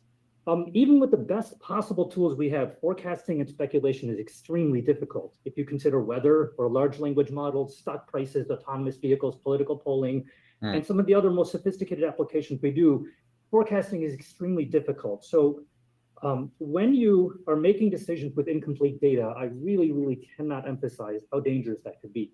The proposal by Caton definitely sounds very nice. I think building management is extraordinarily difficult, and I have no issue or concern that they would manage the building confidently. But it's impossible to tell whether the proposal to work with local businesses would be affordable. For example, Chicago knockouts have been looking for years for a permanent home. Yep. We are so thankful for the home that we had at Homewood. We are looking for a bigger facility, about twice the size of the auditorium, to house our bank truck. We have called over and over many empty retail establishments sitting empty for years. They want $60,000, $100,000, $200,000 a month. Otherwise, no.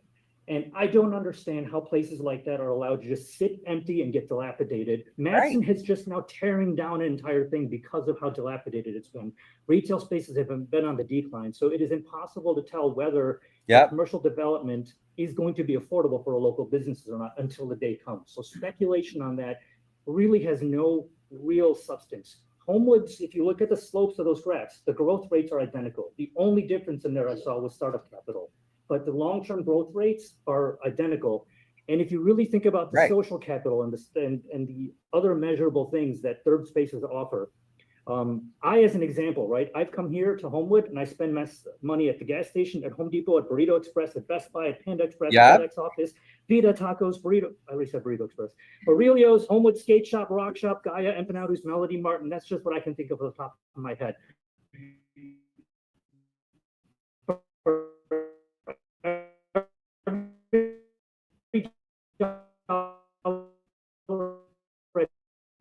Spend at Homewood, I'm sorry, I'm out of time. I have spent about a dozen more, if not 20.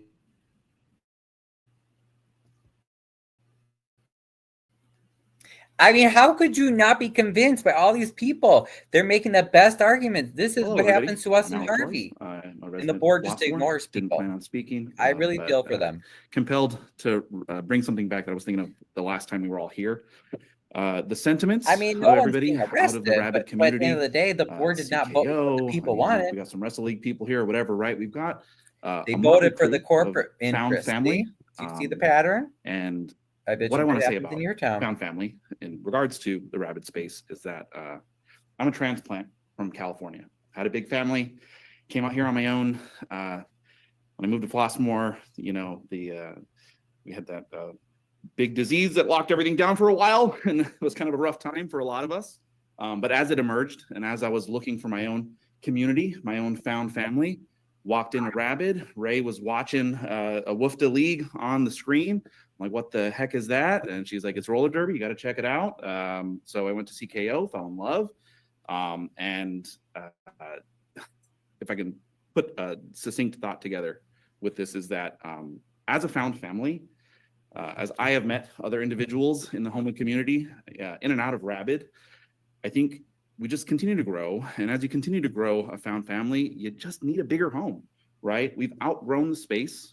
We have, I know it's not my business, but we as a community have a lot to offer with Rabid, right? And we really could absolutely leverage this space to expand that to not only the residents of the community, but nearby residents of other communities to join the family, right? That's where I'm going with that. So thank you for your time. I mean, I'm sold. I'm totally sold for Rabid. It always depends if the trustees go out in the city to live with the city they are elected for. Right. Well, in Homewood, I mean, I think all the trustees live there. It's not a huge town. They probably have as many people as Harvey does. Well, let me look it up, actually. I'll look up to see. Oh, Lord. Hello, my name is Jessica. And I'm getting some. I'm right on the border of Naperville. So I have, gosh, my choice is any bar in the world to go to. Naperville has any fancy bar you could ever want. True. Yeah, Naperville's a lot 10 minutes of from my house, businesses. and I come 15 minutes away to Homewood. My friends and family who live in Tennessee and New York City and Iowa, they all have tried Rabid's beer because I love that place so deeply. I walked in and nobody looked like me. I'm dressed like this. And I found a home there. Every time I walk in, it is, somebody said it's like Cheers. It's like Cheers. Yeah, walk in, that's everybody what I knows your felt too. name. Super welcome. It doesn't matter how many times you've been there. And I do All not of the even bartenders, drink. they just I don't care go to about you. bars. They want your stories. And on the small scale, what it means is a beautiful community. What it means on a bigger scale for you guys, like somebody has already said, is that money is coming in from other places. My money, my friend in Tennessee who puts in an order every time I come, people from outside this area, they care about Rabid too. And you've heard some of those voices, but I wanted to show you there's so many more that you won't have an opportunity to hear. And that following is loyal. And that following cares a great deal about Homewood in general. So when you think about the health of this entire community, not just the Rabid community, this is an investment in that too. So I hope you can hang on to that as you're making this decision. Thanks. Thank you.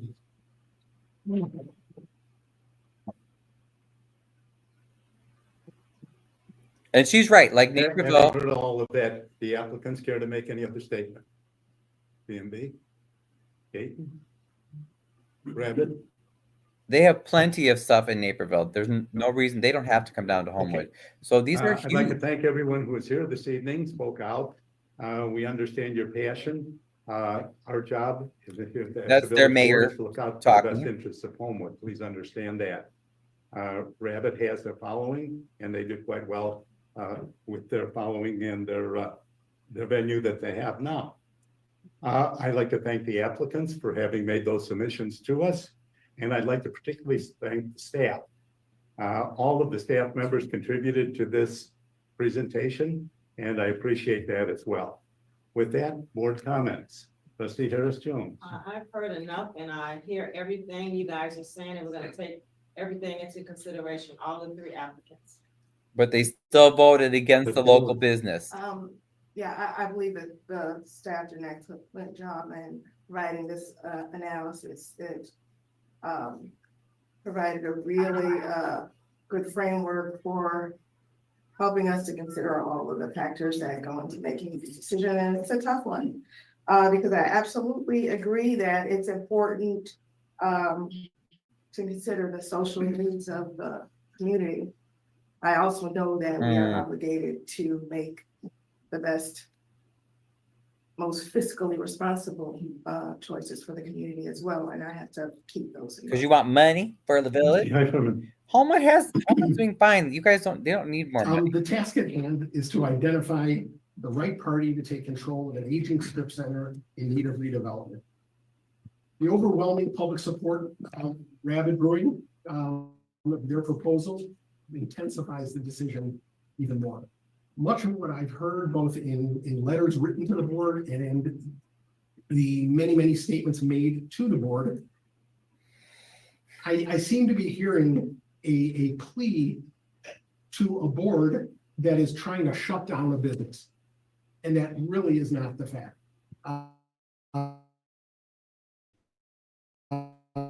It's not. Yeah, but I disagree because Rabid, according to Rabid, and I did contact some people. I know it was kind of last minute, but I was seeing if they wanted to come on to comment. I haven't had any Homewood residents volunteer as of yet, but Rabid said that they were in this process with the village for 2 years, and that they passed up opportunities to buy or rent or whatever other place. Well, probably to buy other buildings so that they could expand because they thought they were working with the village to get this building in Homewood to stay where they live in Homewood and where they have their current business. So you knew for at least 2 years what Rabid's intentions were, that they want to grow.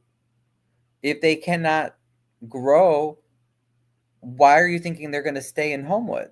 They've already said for more than 2 years publicly, as according to Rabid, they were working with the village. So in a way, you are supporting shutting them down because you led them on for 2 years that they would be able to get this plaza. Anyway, it doesn't sound right. You know, it's heartfelt, it's heartwarming, the sentiment, but it doesn't solely drive the decision. I focus on the fact that the primary skill set to achieve success in property development includes a deep knowledge and proven experience in property development. Significant rehabbing of an old and complicated building, managing ongoing future maintenance issues, overcoming financial complexities, managing existing tenants, marketing for new ones, and ongoing community relations. These are skills that are required. I see two of the proposals kind of blur the focus by trying to combine those skills along with creating and owning and operating a business or two or three as a tenant at the same time. And I see that as risky to the community. The staff recommendations were very interesting. I looked at them and it had nothing to do with what I'm talking about now. You know, I saw those recommendations and reviewed them carefully. I had my own criteria, I had my own system, and we came out with the same outcome. So I support the Caton proposal as our best shot for success. Trustee Sampson. Excellent proposal by the staff. A lot of data put together allowed us to. So I heard what Trustee Jay was saying, but I don't know. I agree with the folks that said that the best investment you can make is to support your local businesses, especially ones that have proven that they have a big following and they make money. I don't see how the decision to give the plaza to an out-of-town corporate business who promises just to fix it up, but they're not even bringing any businesses in. How is that better financially even? Accurately understand, assess, and measure the different complexities of these issues, and want to thank them for that.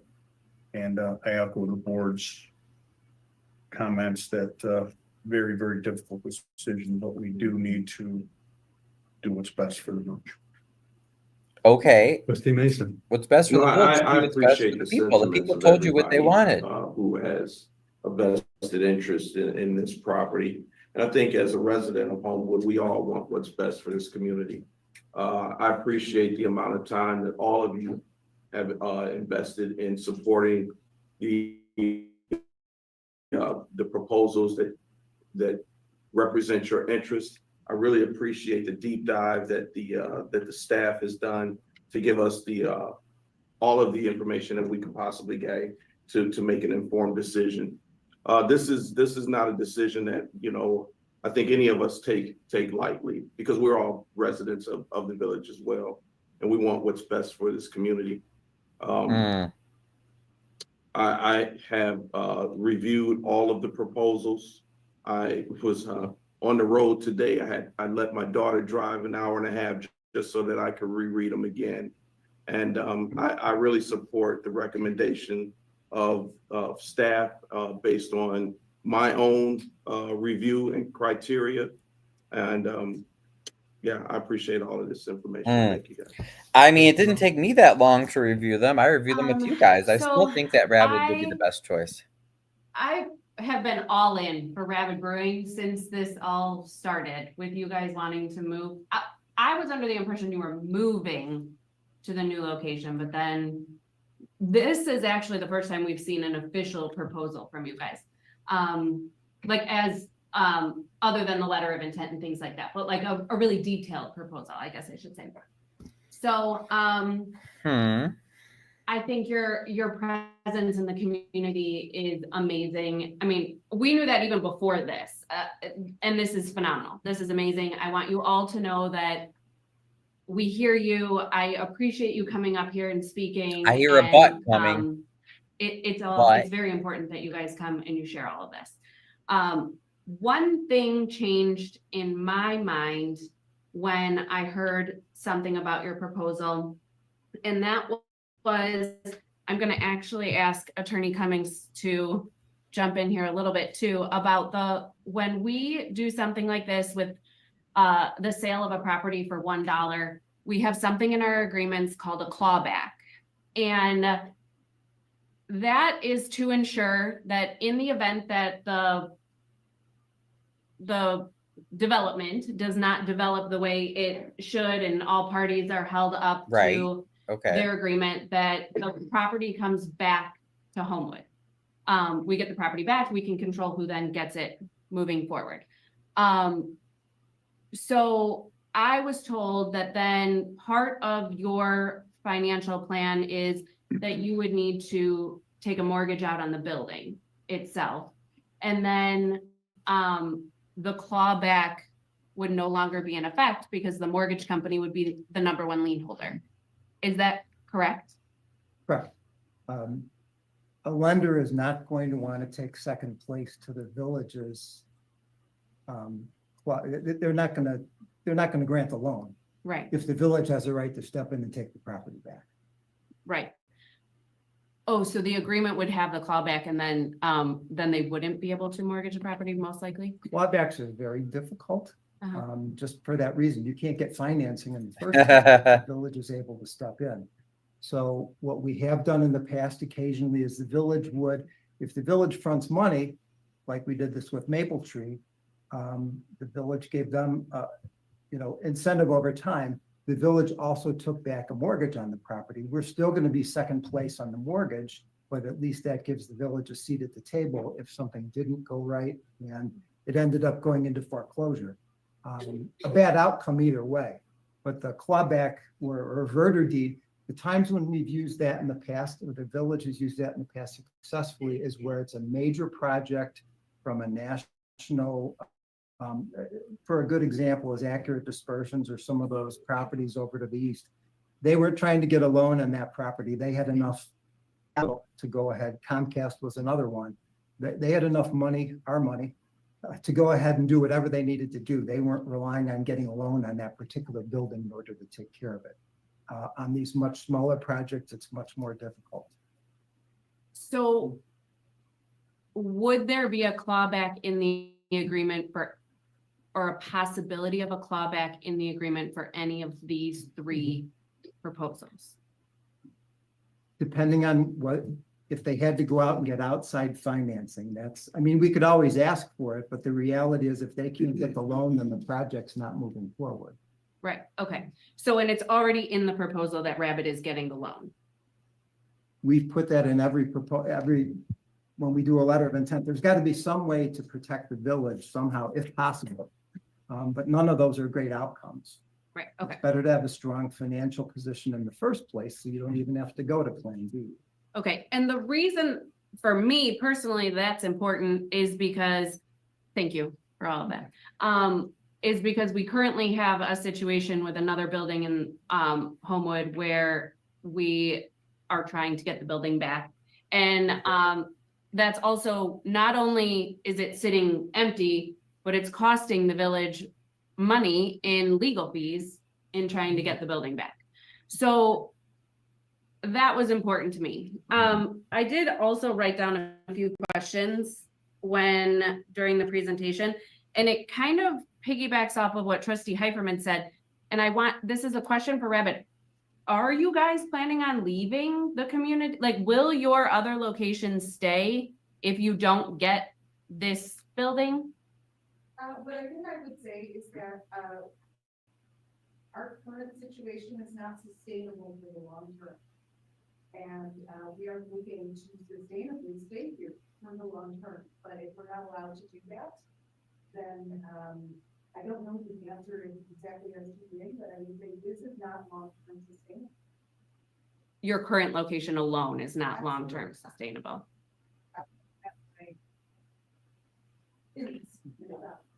So how long can you do something that is not sustainable?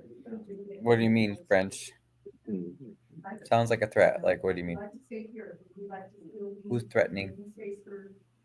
Our weirdos here, but I think that, we can do that on the field.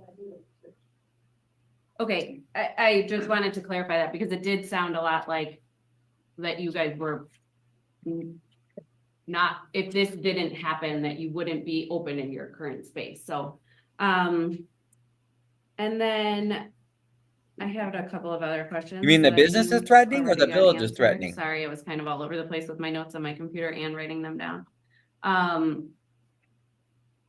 Yeah, that's all of my questions that I had, but I guess I just, I'll close out with my comments that this is an emotional decision. This is a hard decision. If I was deciding tonight only on emotion, my decision would be different, but we have a responsibility as trustees to not make emotional decisions. We have a responsibility. Oh, I see. The village is threatening. Yeah. Maybe, I guess, I don't know. I still feel like they're not telling us everything. I understand they have to make the best financial decision for the taxpayers, but wouldn't you rather take a chance on a successful local business having this building than take a chance on a big corporation that's not local? And the guy came up and he testified. He said, I built that building, and the big Caton, which is the corporation, the that they manage all these buildings. He said he had a new building in Plainfield, and that they still Caton, this corporate owner, could not attract businesses. So how is that also not a risk for the taxpayers? Because Caton, even though they may have more money initially, and yes, they may have more experience with different projects and property management, they're not bringing any businesses. That's not guaranteed. At least Rabid has a business and a strong base and clientele that is spending money and will spend money. So that means not only property tax revenue, but sales tax revenue for Homewood. So I don't understand how is Caton not risky? Because to me, that also seems risky. Let me see. Secrets. It depends on who got. That's what I'm wondering. Right. Who is connected on the board? Who's connected to Caton? Maybe trustees may have another plan. Secret squirrel meetings. Friend, that's great. I love it. It could be. I'm not an expert on Homewood politics. I only know Jay, one of the trustees. I've spoken with Jay before, but he's the only one that I know, or that I've know remotely.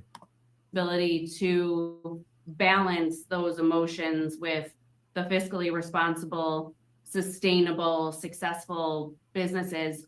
And what I loved was when the representative from Canton said that he would love to partner with either building or either proposal. And I would love to see Canton get the building since they're financially able to bring the building back to life and then have Rabid in there as a tenant.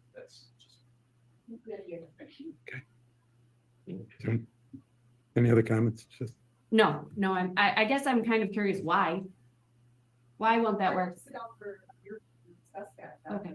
But enough, yeah, it's, to be really honest, okay, actually, I'll do that on average. Because I'm up for a beverage, but we can do it now too. if I may, we have something else that is on the agenda tonight that was, taking our beloved over to the auditorium with really no, thought or home for it, so we. Wish we could hear her. Accept our project, you're gonna be telling us that we don't belong here either. Okay, and, there's a whole lot of your people here, we all know. And so, yeah, that is the deal that I know about, and I really, right, it shouldn't be an emotional thing, but, you know what, you don't visit numbers, you don't, when people pass away in your family, you don't go and sit around with your piles of money. I'm not sure if I answered you, but that was, Well, I'm sorry you feel that way because I can speak for myself and that is 100% not the way I feel at all. I hope that you stay in our community and I hope that I don't know how we can change your. Yes, that's another expense. Yeah, the village gets. Yep. So the business pays for a liquor license. So, and they already have one. But I wish I could have heard. I did invite the owner on, maybe she'll come on and speak another time. Because I couldn't quite understand what she was saying. I don't know. Could anybody understand? Mind to not feel that way. But the bottom line is we have to give consideration to all areas. What I'm looking at here is one of my other questions that I feel like I'm talking for too long up here, we should be given 3 minutes too sometimes, right? But we gave the oath of office tonight to new firefighters and we had to make room in the general fund budget to pay those firefighters' salaries to protect our community. I don't know if we know off the top of our head what the starting salary for a firefighter is, but $300,000 from our general fund could pay for firefighters. It could pay for, we have capital projects that we need. So it's not like when we sit up here and it may seem that emotionless, but I want you to know it's not at all. And we have to look at the big picture, not just the development, the big picture of the community. how much did Maple Tree get? Sorry? She's asking how much did what was Maple Tree's incentives? But But there's a difference between a TIF incentive and something that's coming from the general fund. General fund can pay salaries, TIF incentives cannot. It's irrelevant. Now I know when I interviewed the owner, Ray, one of the things she did say is, Ray and her husband, Tobias, but she said they wanted to buy. And it was their understanding they were working with the village for 2 years to be able to buy because they don't want to rent a place that they're going to have to use their own money to build out, but then not own it. So that, to me, that makes logical sense, right? Why would you want to spend all that money to basically make the place yours? Because it just comes as a blank box, right? It's expensive to set it up, and then it's not even theirs. So that I would understand. That makes total sense. And especially if they've been working with the village and the village knew their desire was to own a place and grow outside of their current location for 2 years. It sounds like the way the trustees are talking, it's almost like, oh, we didn't know that. So that is conflicting information because that from Rabid's side, that's not what I'm hearing. I'm hearing that the board has known this for a few years now. $6 that if you'd given me the tip dollars to begin with, we would not be here. We would have been started on this year ago. The shape of this deal made it so difficult to find it. And you know what? I did. And so I feel what you're saying, but the thing is, it feels a little bit like we're not wanted. And this was the deal we were led to present. I didn't come up with there could be some money on the general fund out of my nose, like that. We would actually requested a tip and we were told that we couldn't have it. Well, there isn't TIF money available. 2 years ago, we were ready. We were ready to invite Homewood because back there really was a sustain. We had a place to go. we had a couple of other options. And Homewood came to us and said, hey, we've got this property. Why don't you stay here? Develop this property. We committed to Homewood. Oh, okay, I hear that. So he's saying that I think that's Tobias. I think it's a little bit hard to see who's talking, but I think it's Tobias, which he's one of the owners. But he's saying that they wanted to buy a property, they committed to staying in Homewood. And the village board knew that. We stayed here for 2 years and developed this entire plan. We were told that we were the preferred developers. So I don't know if you understood that, but he said they stayed in Homewood for 2 years. They developed this plan with the village. They were told they were the preferred developers. So that's why they're feeling betrayed. So maybe you can see why this doesn't feel quite right. No, and I believe you were, and that's why we continued to extend the letter of intent, but then things seem to change, so. Things did change though. What we're talking about right now, especially in the that was in there. You guys knew about this last year. So. I didn't. But. So again, he said you guys knew about that last year, and this, I think she's a trustee. I don't know who she is, but she said I didn't. So that's where, see, I'd love to get some emails out and let's show. Did they know or did they not know? Yeah, I guess I'll just say I'm sorry that you feel that way. I really truly am. But that's not addressing their concerns. Saying I'm sorry. Anything else, Trustee Rowe? No. All right, where the board is concerned, may I have a motion for board action to negotiate a purchase and sale agreement and redevelopment agreement with one of the proposed developers for the property at 3003 to 3025 100. And that's the Mayor Hofeld speaking. 83rd Street. Staff will draw up the ordinance. Is there such a motion on the table? And who would be the developer? It would be Peyton Development. Motion is on the table for Peyton Development to be the assigned developer for this agreement. Is there a second? Second. Motion by Trustee Heiferman, second by Trustee Simpson. Roll call, Ms. Flores.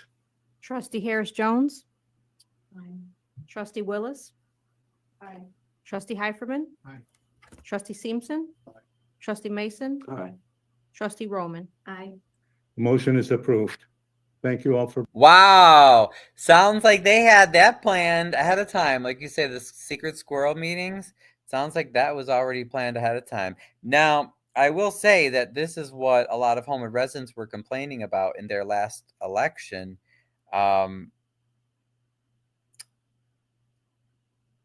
That even though Homewood is very stable and very well developed compared to Harvey, for instance, or Dalton, that the mayor and the board just seem to, just like Harvey and Dalton, they seem to disregard what residents want, and they're making decisions based on corporate, big money or benefits that other people are getting and not the residents.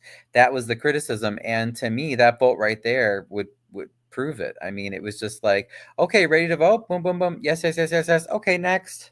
Like there wasn't even one person that voted nay. They all wanted Caton, the corporate guy. For being here this evening. Your remarks were heard. Thank you. Wow.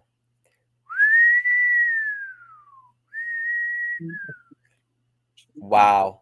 And as you can see, General board discussion. The Rabid, Trustee Harris Jones, general board discussion. the Rabid supporters are extremely disappointed. I don't blame them. Oh, hold on one moment. Yep. I don't know. What do you guys think? To me, it sounds like they already decided that ahead of time. Have a beer.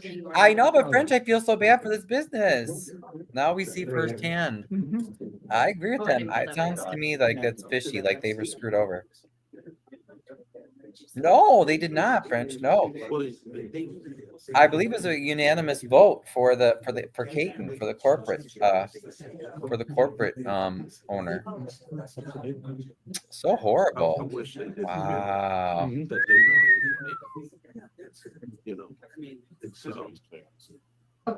One person I know did, that's in the audience, and I could not make it, and I apologize. I'm going to attempt to be there. I think it's a pretty good chance this And then what did they talk about at the end? General board discussion. Okay, I don't know what that means. And I welcome anybody, and you especially, to come and talk about your issue with TIF. That's fine. Yeah. Okay. TIF, oh yeah. TIFs, you guys, that's a whole other issue. That's why this just sits very, very hard. And also you can reach out directly if you want.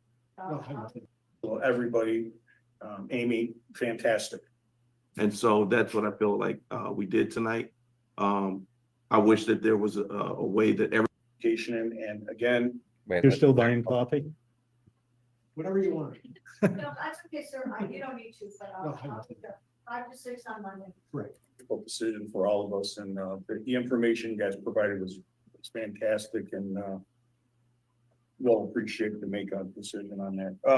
I had the new trustee orientation, and I spoke to, did not know we even had a process. I've worked for quite a few different municipalities. I do know that in those other municipalities, they did not have this process. So Mr. Holfeld, when I told him how impressed I was with it, he asked me what part of it was I most impressed with. It was the process, that we actually had something in place that would educate the trustees on the processes, the law, very comprehensive. I spent 9, it was probably the area I was most, everybody, Amy, fantastic, Bowski, but those areas were something one would rise to the top and make sure that. Just want to thank everybody for all of the work that's gone into the recommendations and the review of the Plaza deal. You know, it's not easy to sit up here and make these determinations when you have people who feel badly about the outcome. But what do you mean feel badly? It sounded like you guys had already decided as a board ahead of time. When I took the oath of office here, what compels me is to do what's best for the village of Homewood to the best of my ability. How is that best? That's what I feel like we did tonight. I don't know. I wish that there was a way that everybody felt good, but and I also wish that there was a way that the Rabid people felt differently about this outcome, and that they were willing to explore some other opportunities. But on a lighter note, I would like to say I'm looking very forward to the farmers market coming up this Saturday. Please come out and enjoy it. I actually will be working, but I'm going to leave early just so I can make it back. So don't buy all of the produce and cookies, because I want some. And I'm sorry I missed the open house, but I was working again as well. So, you know, and also hearing Patrick talk about the process for the orientation, I wanted to know if there's a refresher course. You don't. House, thank you. It was such an awesome event. We pulled Emmy's name, my oldest daughter. Gosh, we have to decline that. They're all going to say it was rigged. But I am so a ride in a public works truck. I have a video of it. She was jumping up and down and screaming to Churchill, so that was awesome. I guess I'll just add also about this whole process. I've pushed for this process to be more like this, and oh gosh, it's turned out to be really hard. But I am glad we are doing the things the way. I'm glad we're doing things the way we're doing them. I said something to a resident. I talked to actually a lot of residents about this development at school and at a store that I ran into a bunch of people at.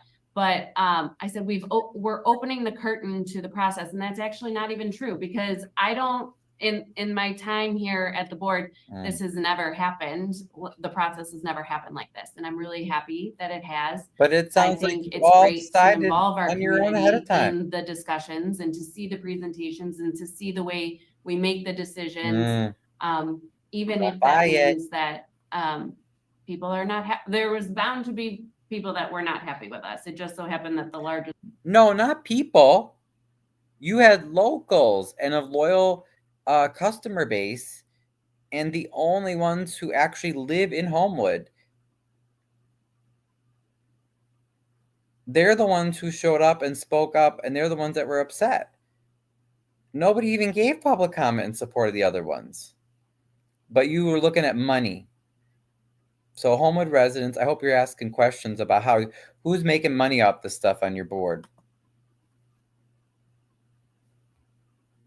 Who's making the money? This group of people is not happy with us. So I'm thankful to all of you for all of your work, and I'm proud of the way that we did this. So thank you. I'd like to make mention of the Memorial Day ceremony yesterday. I've attended quite a few. It was the best. The music was fantastic. Mayor. Reason we were there.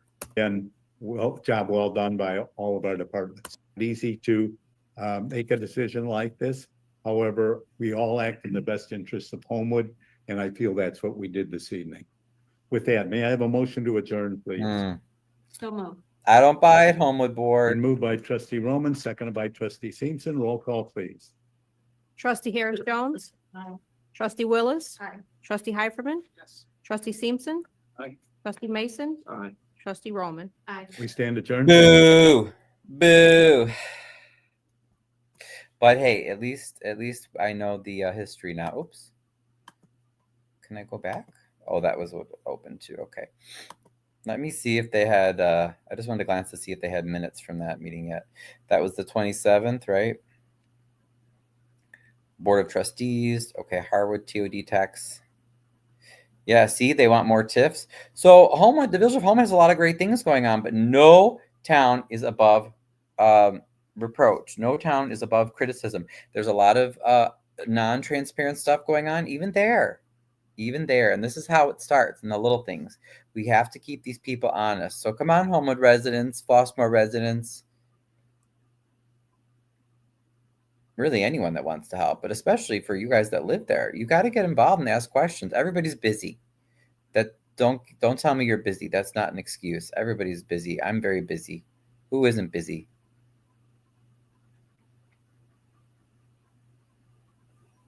So I'm just hoping, I'm just telling a Homewood resident right now, I'm saying I'm very, very disappointed in the board, and hoping that Homewood residents will speak up. So I hope you guys do speak up. I mean, I'm willing to cover it. I'm willing to help, but you guys need to take center stage. This is your village. If the village makes a promise to a local business for 2 years to help them and then turns their back on them, how is that going to help other small businesses?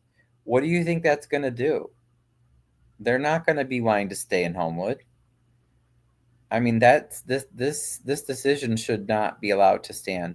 At the very least, they need to come back and undo the vote that they did, and get more. There needs to be more transparency, input, and debate. And I don't know, this doesn't seem right to me. Did not seem right. Yeah, let's see if they gave us the minutes for that meeting. Okay, yeah, because they've had one meeting since then.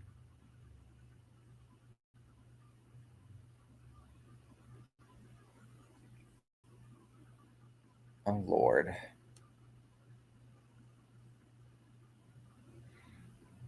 That was it?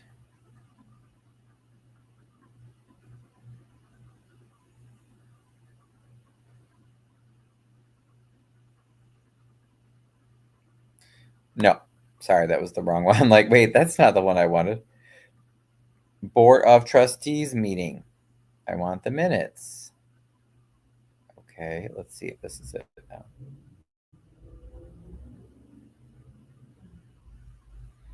That's better. Okay, good.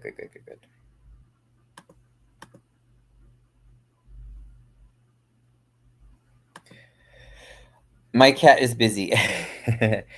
Bonjour, Letitia, or bonsoir. The building is not empty. There are a few tenants in it right now, but they voted to give it to somebody who all they said is, we're gonna make the building look pretty. That's it. That's it. And market it. They're not bringing a business. There's no guaranteed business. There's no guaranteed revenue. Home aboard. That looks super, super effing shady. Shame on you. Shame on you. I don't like it. I don't like it. Don't like it. Mm-mm-mm. Okay, let's look at the minutes because I believe that was a unanimous vote, but I wanted to pull that up. Oh, look, they have a Napoleon too. He's a village manager, though. Not Napoleon Harris. This is a different Napoleon.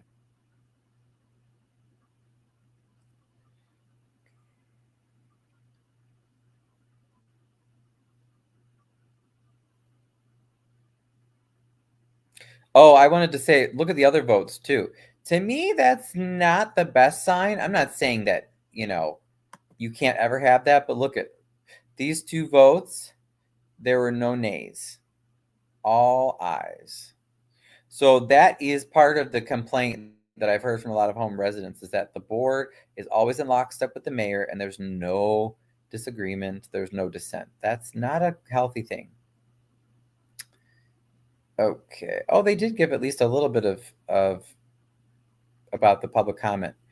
TIFs ruin property values. Yep.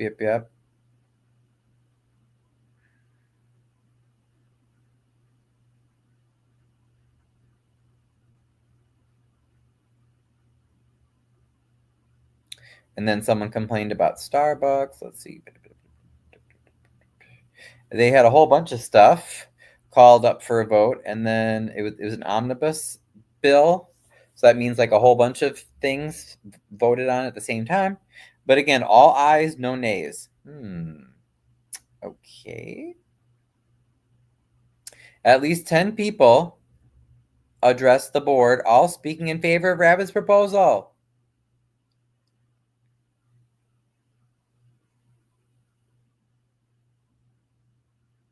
And I agree. The largest space should not be given to the highest bidder, but should be given to the good of the community. This is a unique space that already has a following, does not have to wait for customers.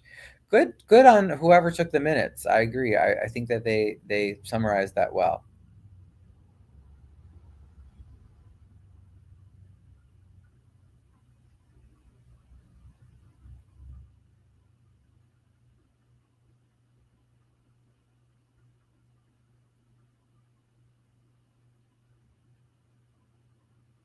Rabid was asked if they'll stay in the village. She wants Rabid to stay. She said it would be difficult to give Rabid the money from the general fund when the village has other capital projects. There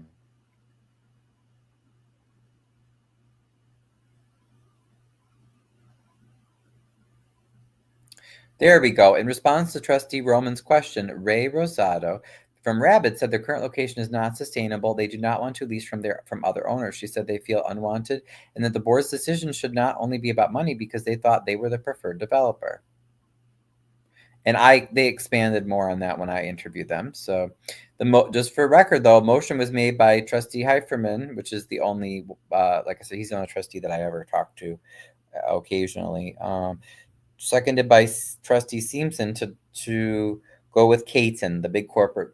Wow. Yep. All ayes, no nays. That's not a good sign. That is not a good sign. Not a good sign.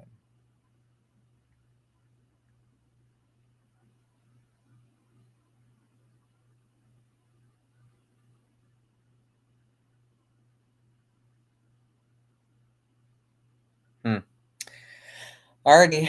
Well, that's that. Anyway, thanks for joining me, guys. Yeah, I know it's late there. Bonne nuit, il se fait tard ici. Yes, I know it's late for you. It's getting late for me. It's almost 10:30. So thanks for joining us. Happy Father's Day. I've been meaning to go through over that Rabid stuff for a long time. So I'm glad that we finally did. Homewood residents, I hope you speak up. I really, really, really, really do. And Floss Farm residents, really whoever supports Rabid. I'm willing to do more interviews and to try to get the information out, but I'd like to see if you want to do your village right, I think you had better speak out and tell the board what you want. I don't care that they already voted. This is your village. This is what I'm trying to get across to everybody. These are your towns. These are your representatives. You pay the taxes. You call the shots. Remember, the Government derives its consent or its power from the consent of the governed. So we have to consent, we have to agree with what our government is doing. Okay. You don't just say, oh, they voted, therefore it's done. No. That's your government. I don't care where you live, I don't care what the issue is, it's your government. This is what we have to train people on. It's so important. Okay. So I'm gonna get rid of that stuff. Did anybody watch Conscious's live today? I only watched some of it, but apparently there was some really bad bullying that was going on. So that is not good to hear.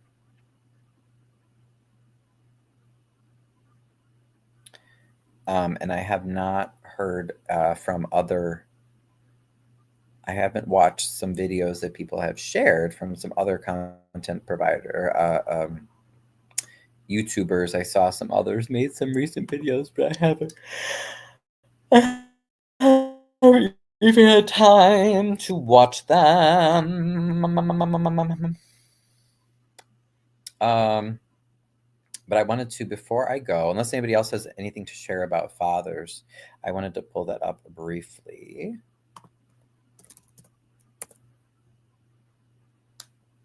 Because I called in. I just heard that Conscious was being bullied. And I'm like, seriously, we just did a show on bullying. Conscious was even there.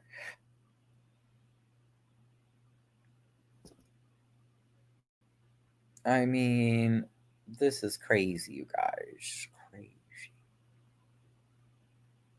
Oh, Reality Check is live. Hey, Reality Check. The role of a father, Father's Day message for dads. Ah, you know, that's what I was gonna do too. I wanted to pull up a I wanted to share some things about dads from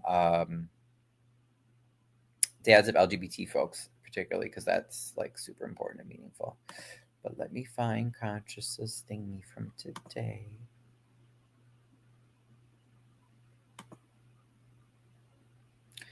It's called The Hypocrisy.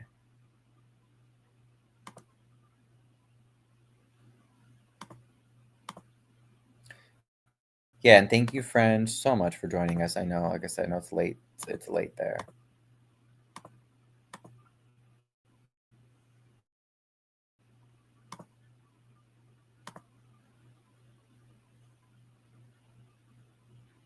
All right, so let's see what was going on in Conscious's live today, folks. Let's see.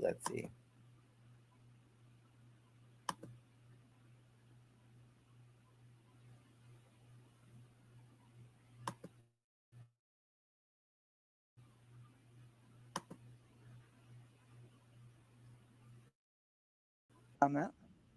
Wishing what don't appearance the bitch to the What left. happened? Maybe they're right. This is gas. The manipulator denies things they've said or done, even when there's proof. I never said that. You're making things up. At first, you argue back. But over time, hearing the same denials over and over chips away at your confidence. Next, they attack your ability to think clearly. You're always so dramatic. Oh, yeah, we You watched that video overanalyze last night everything. together. Soon, you start doubting Let's see, what else? I got an email. Deleted. All of you are. Who want me to I want to go to the screenshots. I published it. Oh That was yeah, I yesterday. heard about that in Thank you Dalton very much, Politics. They Tatum. made like a Idiots. five people to You bully. think I'm gonna fall for that? Do you think I'm gonna be scared? Conscious Burgundy, Choose Compassion, Potato, and Trina.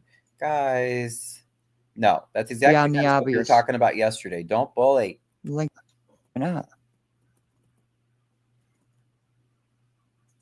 Oh yeah, and then they thought that they shut Conscious down. I know that. Yep.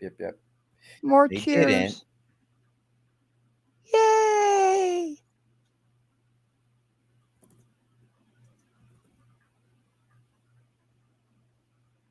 You want to have a little chat with Potato?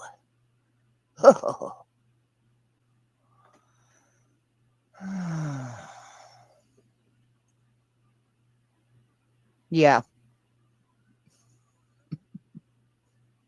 I want some ribs. I love surf and turf. I love a lot of Excuse me. things. You can push people so far before they strike back. And what was the comments about Laura now? Wait, let me go back. Let's see if we missed anything.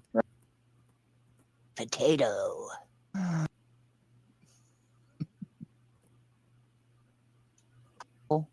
So, if they talk back to you, they're the bullies, right? Right? Really? Huh. I could click all day. I could click all day and all night. All of this stuff. Oh my gosh. Oh my gosh. You know, it's just mind blowing. It's unbelievable. Look at all of this. Look at it all.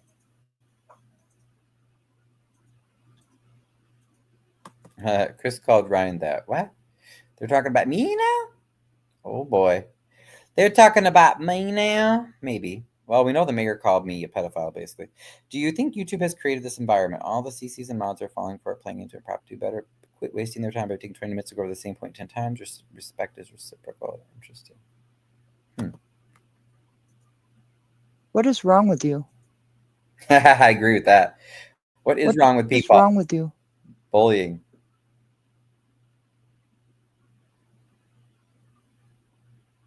You can push people so far. Mm-hmm. But that's where you want me. Isn't it? Want me. If someone keeps telling you they're okay, we got the gaslighting. I shared that yesterday. Just manipulate your thoughts. Well, in our bullying session, that was good. Stupid ass. But let me play something for you. I'm just so sorry she has to go through this. It's unnecessary. Give you a hint. Let me get it up here because I haven't processed the video yet.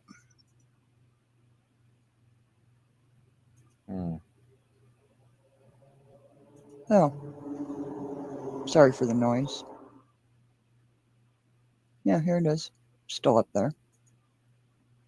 Let me see. Oops. Oh, man, what did I do? Whoopsies. Stupid ass. But let me play something for you.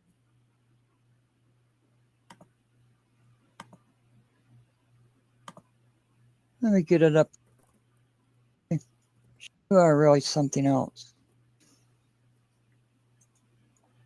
Morticia. What's Morticia? Let me share the screen. I wonder what this live stream could possibly be about. You want to threaten me? Uh-oh.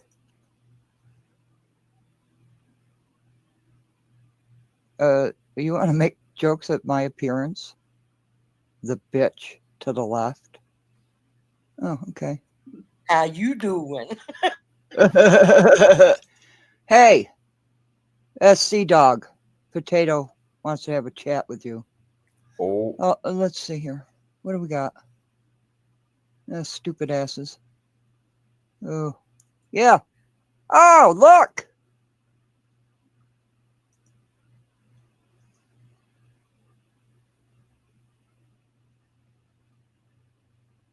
Okay, what is this, Conscious? You want to push people that don't conform, that don't think like you. Thank God I do not think like you. Are they? Thank God. They're supposed to be making fun of Conscious with the pictures or something? I don't get God out of your mouth. And the devil speaks. That's Larry Bird or not? I think it is. Uh-huh. It's definitely they could have been separated at birth for dang sure. Mm-hmm. Right. Who's SC Dog? Okay. Oh, yeah. Okay. Yeah, I'm sorry, Conscious. That's so rude. This is going on. This is the kind of stuff we were talking about yesterday, the bullying. I'm live.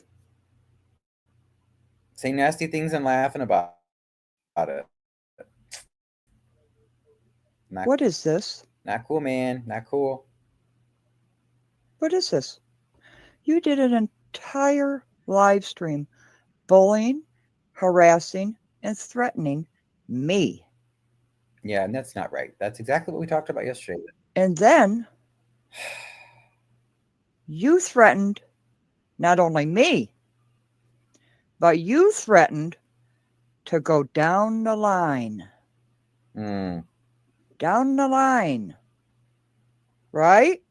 Does that mean my family?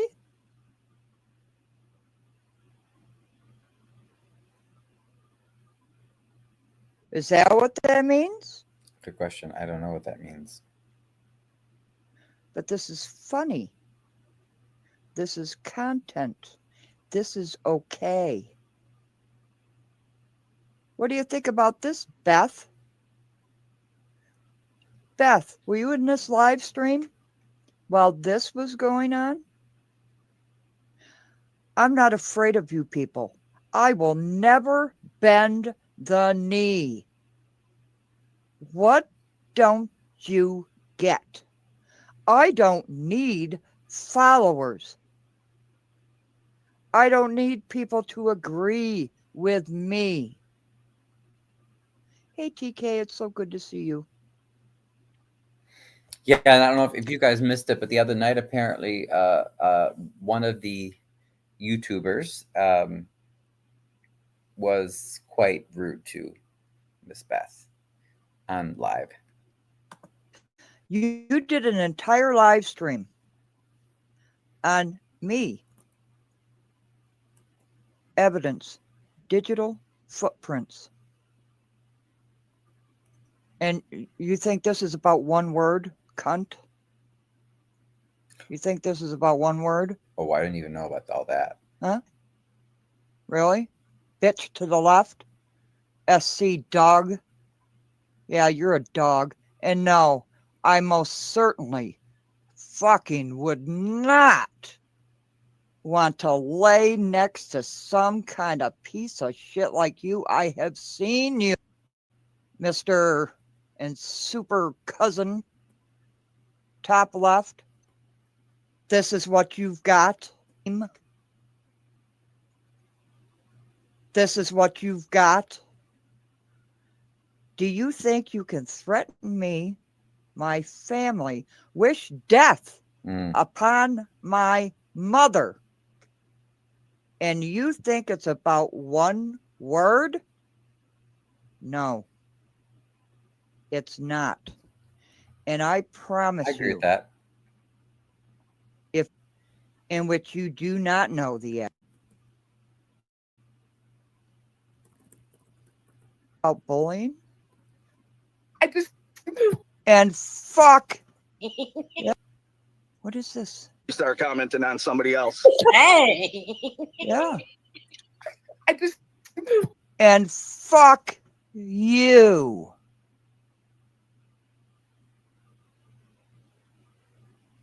See, I know where you live too. But you know what? I don't dox people. Wishing death your mama. Wishing death. Not cool. I got the comment. Wishing death on my mother and not say anything. Really? You about with this font.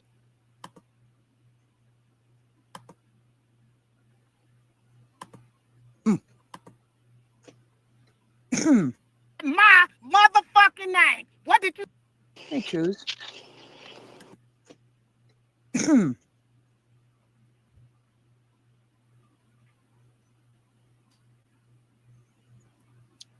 Let me know.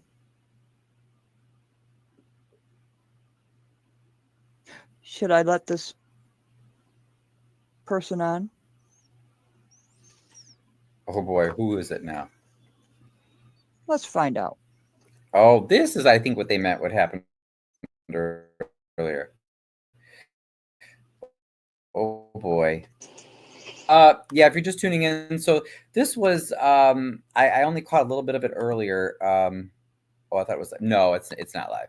Yeah, so apparently Conscious was doing a show earlier today. I guess people did a show on her. We just did a show on bullying last night, and we had some great. Someone gave an apology. I thought we had a great vibe. It was all very positive. But apparently, someone just did a show on Conscious where it was just all bullying her.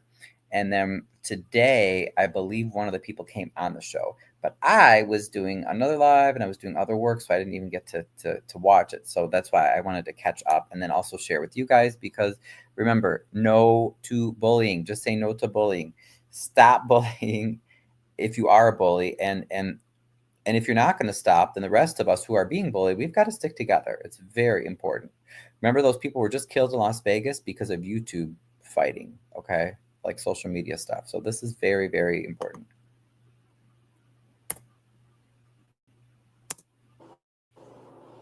Can you hear me?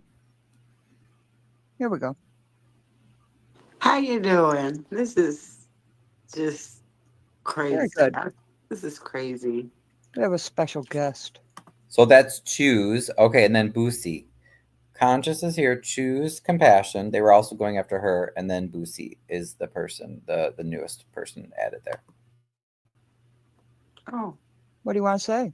You're muted. Come on up. Speak your piece. Good for her. You want to be known. Good for Conscious, though. She let Boosie.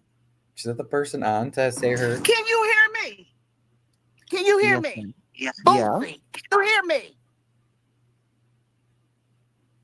5 by 5. Okay, right. So first of all, the reason I'm calling is because you said my motherfucking name. What did you say about me? What's your name? Yes. What did you say about Boosie? Bitch, go. Did you say? I never said anything about a Boosie. Who the fuck is Boosie? Who is Boosie? I don't know. About me?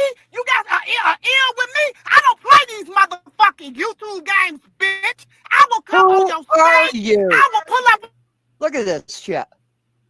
She can't stop screaming long enough to have a conversation. Oh my God. And they make Watch fun this. of Trina. I'll unmute her. You better receive this motherfucking message, ho. You picking with the right motherfucker. What? This ain't that. I don't play YouTube games. You can sue. You can go get your motherfucking mama. You can get your motherfucking cousins. You can get your horse, your dog. It don't matter to me. You call my motherfucking name, ho. The game has motherfucking changed. And I'm here to tell you, I will call your motherfucking StreamYard and tell you to your face. You keep my name out your motherfucking mouth. Do you understand?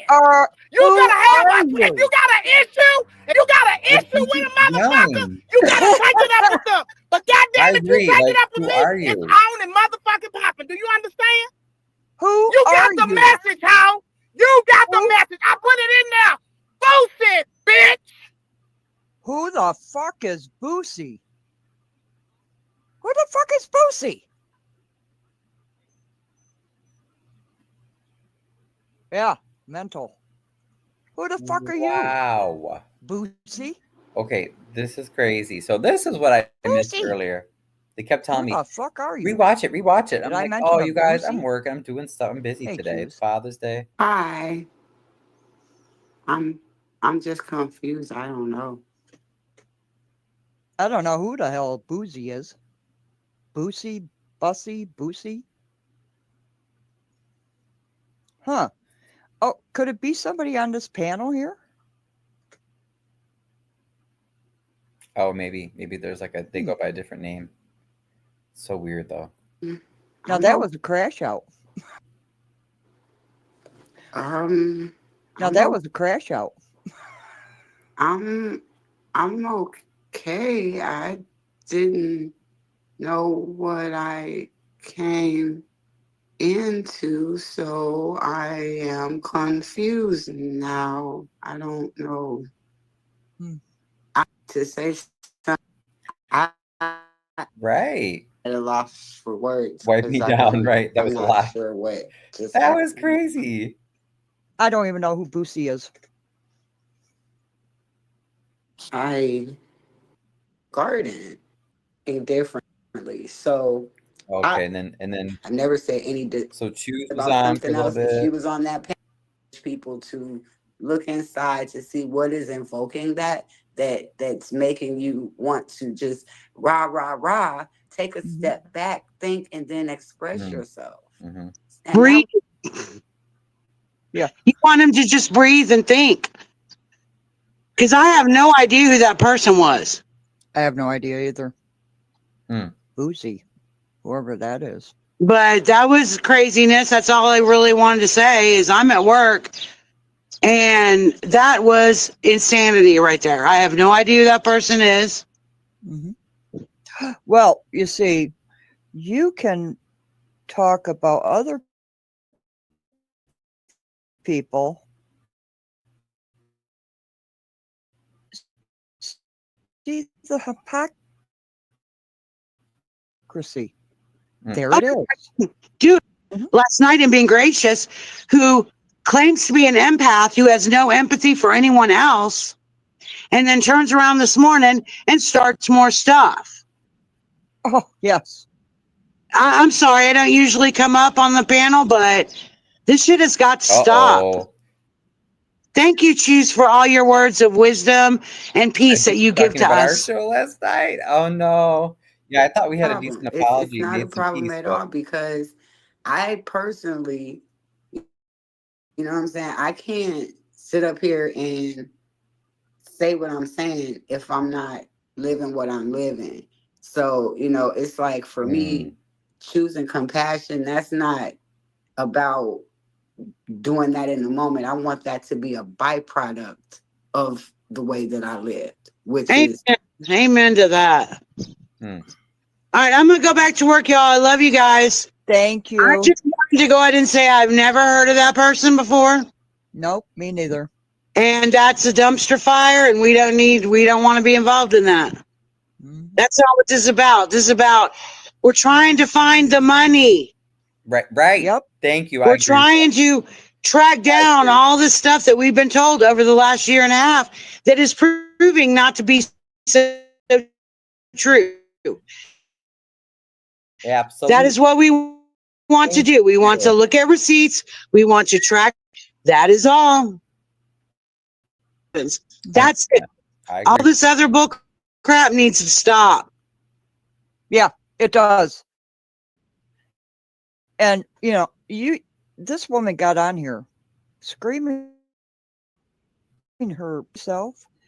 Oh, wait a minute. Well, you were on that panel, apparently. I don't know who you are. You're on that panel laughing and threatening me and exposing all my photographs. Me, and Jay and Berg are all the same person, apparently. Oh, yeah. To these people. Hey, and let me say this out loud. Lady Butt Plug. Get it together. Thank you. All right, I'm going. Love you guys. Love you too. Yeah, I said that. Conscious did not. Bye. Yeah,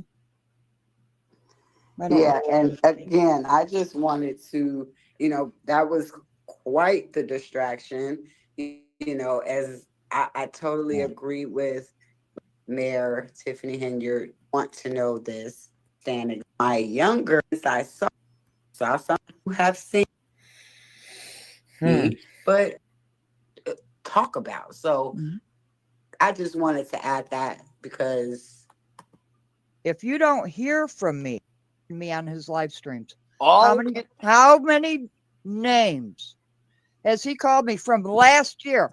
Were you with Jedediah Brown in April of 2024? Let me ask you that. Say that again. Were you with Jedediah Brown in April of 2024? Why does that matter? Because you wouldn't know the whole story. I know the whole story. You do? But he's only mentioned you when somebody mentions him. Okay, so this is one of the other people that were, I guess, that were saying bad things about Conscious. There would be like LNC. LNC, who talks shit What? all the time, talks shit about me. What talks do I shit have to about do with everybody. LNC? You guys are all the same wavelength. This is what you guys do. You threaten people, and then when people respond, you guys run behind people and you cry victim. And people are seeing it. Everybody, you guys cry victim fucking constantly. And I'm just saying, if you don't want people to respond, stop putting out these lies. I just heard that Hughes lady. She's talking about you follow the money, follow. Well, I agree with that. Oh, Follow just the money. dropped off. What's wrong with that? Am I muted or is he? Oh boy, guys. We are not a crew. We are not a crew. Hey, reload. Hey, babe. We are absolutely not a crew. You're echoing. We are not a crew. Oh, okay. Reload. Okay, now You gave me clear now? Yeah. Okay. I'm just I don't mean to and I'm finna say this now, excuse me for some of the things I'm finna say, but who the hell is he? He ain't even been listening to what the hell been going on with Jedediah and his bullshit. He just coming. Okay, let's see here. Brandy says, Ryan, did you know this panel discussion was made in reaction to Conscious making a video publicly imitating one of their voices? At this point, no one can claim victim.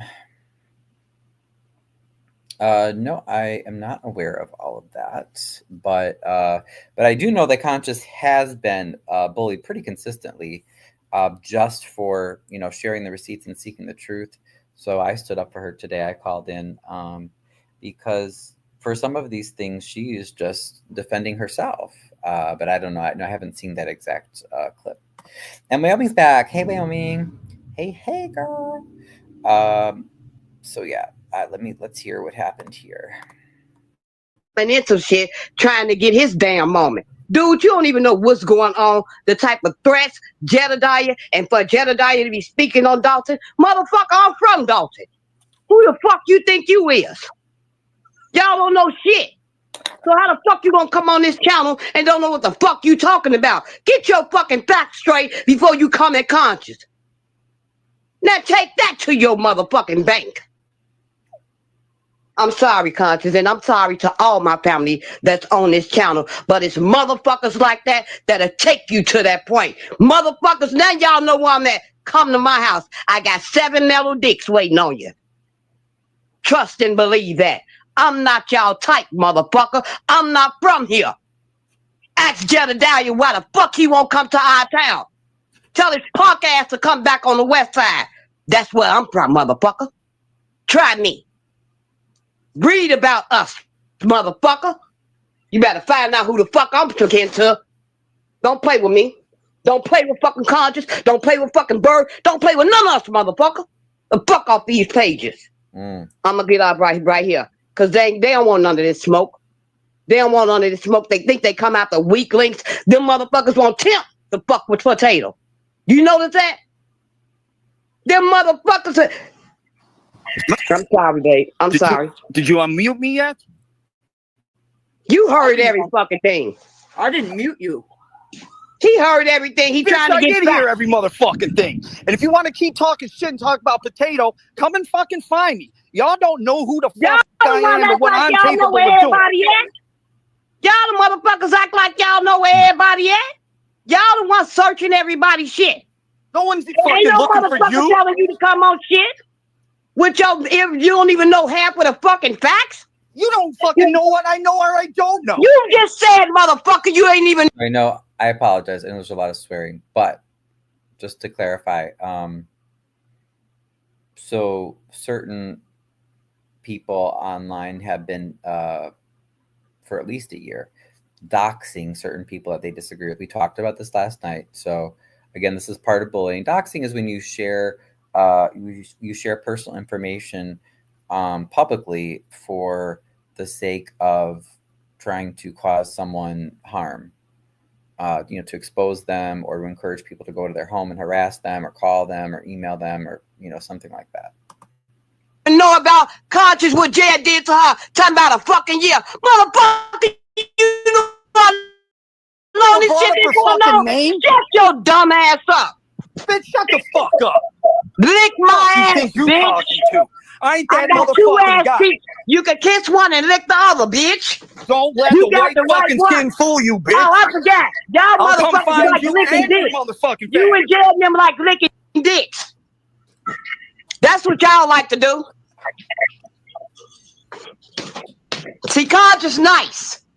Conscious nice. You got the right motherfucker, bitch. I'm sorry again. Don't come, motherfucker, come on. Don't talk to the motherfucker sitting next to you and trying to come up with some shit. Speak your fucking mind, bitch. You ain't muted. You coming at the wrong motherfuckers.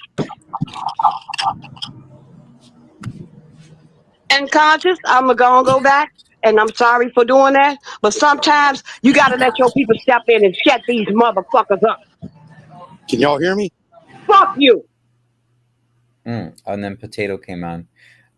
Everyone has said and done things. Yeah, I was agreeing with Wyoming. I didn't hear anything about Conscious, imitating or whatever, but I wouldn't be upset if she was imitating someone's voice if that came after her. Like, they've been really brutal with her and so cruel. And I've never seen Conscious dox anyone or go after anyone. Excuse me.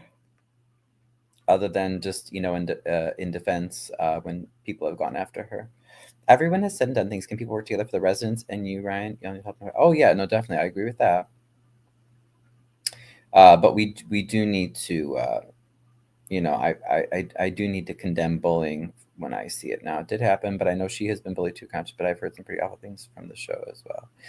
I mean, if you have something specific, but I've never heard anything from Conscious show when I've listened. I never heard her say anything that was untruthful. Sometimes you might disagree with people's opinions, but the problem with the bullies is that they're spreading lies and things that are not true about people, and they are doxing people. Now, opinions, that's fine. You can think someone is a horrible person, and people may even call people names, but that's just an opinion, right? We're talking about actively, there are people that are actively sharing inaccurate information. They're doxing people, and they're doing these things to harm people. So we need to call that out. We need to stand against that. Burgundy's honest. Ask her. So saying there's been some hateful things. Yes and no, Brandy, but I have to disagree with you there. It's not, you can't just say, well, everyone's been hateful. Conscious has been, whenever I've heard her, she's just defending herself against the bullying. Like I said, other people have been the aggressors trying to dox and spread lies about people in order to harm them, harm their YouTube channel, harm their reputation, harm their job, harm their family. So I do have to disagree with you there. And, because otherwise it's just saying, oh, everybody's bad, but not everyone has been doing the same behavior. I saw this panel live. There was no voice imitating. I understand this. If I understand the statement correctly, I think Conscious tried to turn the show around back to kind of, but things keep happening to her. It's the SC person. Okay. But yeah, I don't, like I said, I have, to my understanding, I don't think Conscious has done anything wrong, and you can't condemn her for defending herself. Yes, that's Potato Reload. Okay, here. All right, also Potato, you know you my baby. You know you my baby. Potatoes right here. Come on. Talk your shit. Thank you. They don't Y'all want none want of to talk tough. Y'all want to keep attacking women. Y'all want to keep attacking women, you sorry piece of shit. You keep attacking women. Chad keeps attacking women. All y'all motherfuckers keep attacking women. Yeah, I talk shit, but y'all ain't got the balls to come after me. I'm daring you. I've been daring you. And you ain't got the fucking nutsack to come do it, you sorry piece of shit. Yeah, I saw the street. Oh, I can show up with somebody's ass. Roll up, bitch. Roll the fuck up. I promise you, it won't end the way you want. Your ass will be in cuffs, serving time. Roll the fuck up with that energy. Come on. I've got it set up for y'all. Y'all want to show up in court and talk about it? fine. Y'all gonna bring your asses to me. Because there ain't no Zoom calls, there ain't no other bullshit. I've already got people waiting to start the paperwork, and all y'all got to do is show the fuck up. You're gonna have to do mandatory. Show up in person. If you don't show up, we'll give you a fucking ride, and it'll be in the form of a fucking squad car. So come on, bring your shit. Come on. You want to keep attacking all the goddamn women? Won't you attack a man, motherfucker? Y'all done got me fucked up on a goddamn Father's Day, you stupid motherfucking son of a bitch. And notice it's true, as Potato came on. Scott, you dropped. As Potato came on, yeah, the other gentleman, I don't know if he left on purpose or what, but.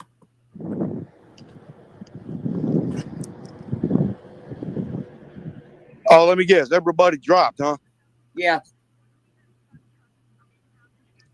Reload, I love you too. I know you didn't mean that when I came on there and talked. I know you were already like in your moment going after the other one and stuff. It's all good. I'm good with it, girl. Don't worry about it. All love, baby. But you ain't gonna come over here and start keeping attacking these goddamn women. You're not gonna fucking do it.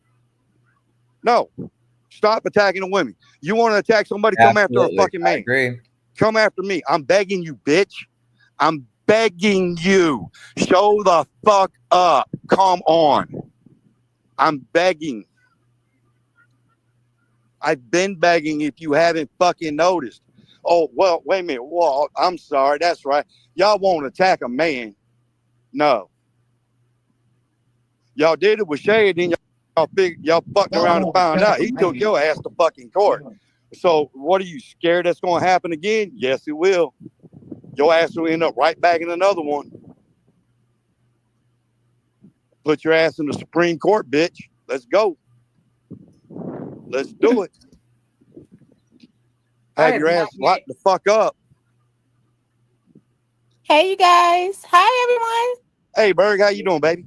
I'm good. I'm gonna be honest. I have no idea what happened. I was busy like getting the people together for Father's Day today. And happy Father's Day, Potato. Hey, and thank you. everybody in the chat. Y'all, they sent the agent of chaos after us. I truly believe that. We already know that. Oh, yeah. And I don't know what's happening on the channel. But you know, the bullying and stuff, that's what they want for a distraction. Oh, I know. So, but my whole thing is I'm making it abundantly clear. Yeah, I don't know. Quit attacking the women. You choose compassion. Mama Hill, conscious. You know, all of you. Stop all that. If y'all want to attack somebody, I'm your target. Come attack me. Come do it. I dare you. Well, they're not going to do that because it's about the women. And don't forget, I know it is. And I'm proving my damn point. But I'm still going to come. Hey, just a spoiler alert for those that are still lurking in the background, because I don't have my chat open. I'm on my phone. I pulled over on the side of the road for this shit. As soon as that fucker named me, I pulled the fuck over. She waved at me. Well, she waved.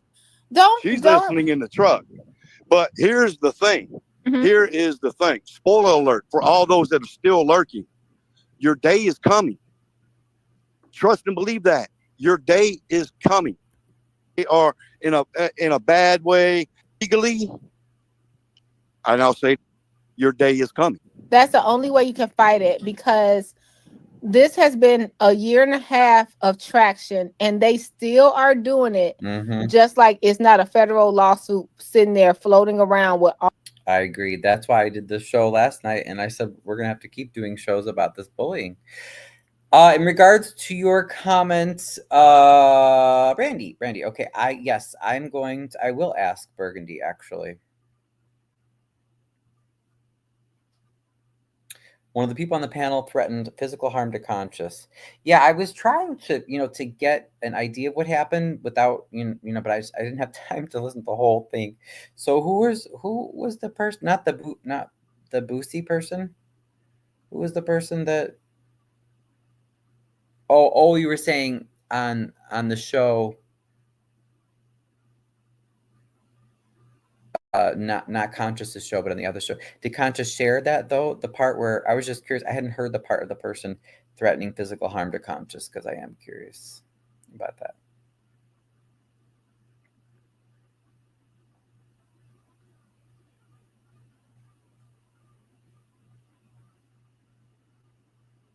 Yeah.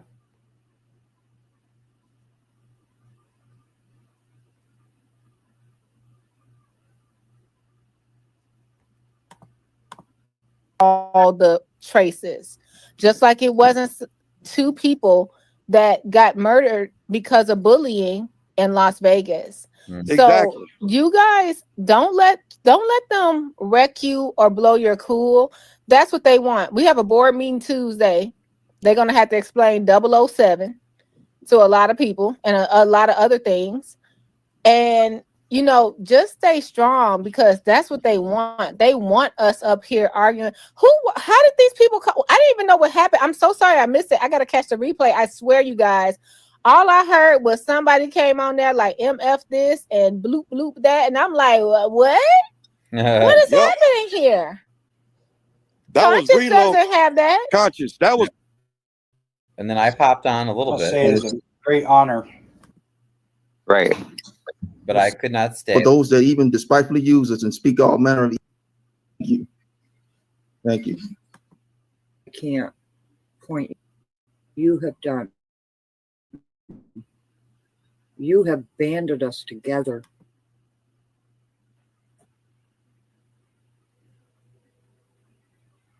If this live stream has not proven anything to you, Rico, Reality Check TV Chicago, I love you so much.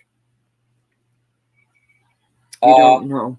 And I know Rico's I think he's. You don't know how much I love all of you.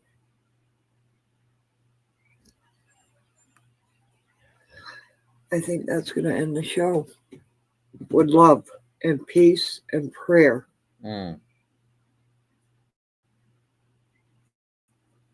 This has to stop. Because I was brave enough to come up and bring my receipts. Another crazy person came on. Wyoming, can you share the minute? What's the minute where that happened? I want to hear that. Have a great night. I love everybody. Yes. Thank you. Good night. God bless everybody. Thank you.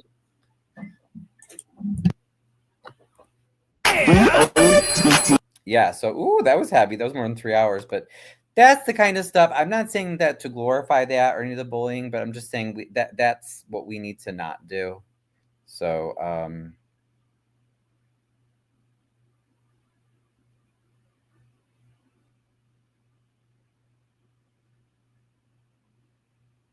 just before the guy came on, you mean the guy that was saying the mean stuff?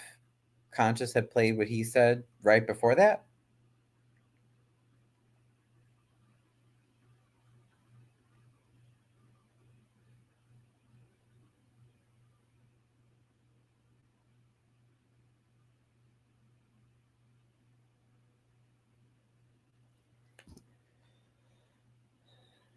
So it was Choose and that guy, and right before he came out. Okay, I'll look for it. I'll go back. Let's look. Let's see if we can find it. Oh, good. And I saw Conscious share some of the videos that I love. I love that guy, that one philosophy guy. He's really good. Okay, it's all Conscious. Is it right here? Hey, Choose. Here we go. How you doing, Easy? We have a special guest. No, oh, sorry. No, that was Boosie, though. The guy came on after, right? Was this the guy?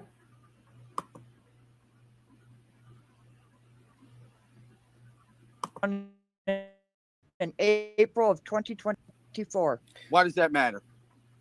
Because you wouldn't know the whole story. I know the whole story. You do? But he's only mentioned you when somebody mentions him. There would be Somebody. like LNC, who talks shit What? all the time, talks shit about me. So What do I have to do with LNC? You guys are all the same wavelength. This is what you guys do.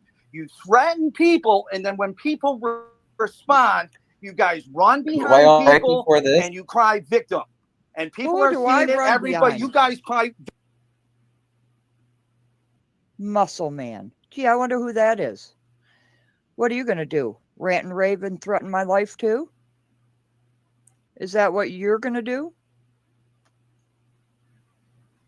Let's have some more evidence. Here we go. Go ahead. Right. Am I on? Brandy, yeah. Yeah, threaten away.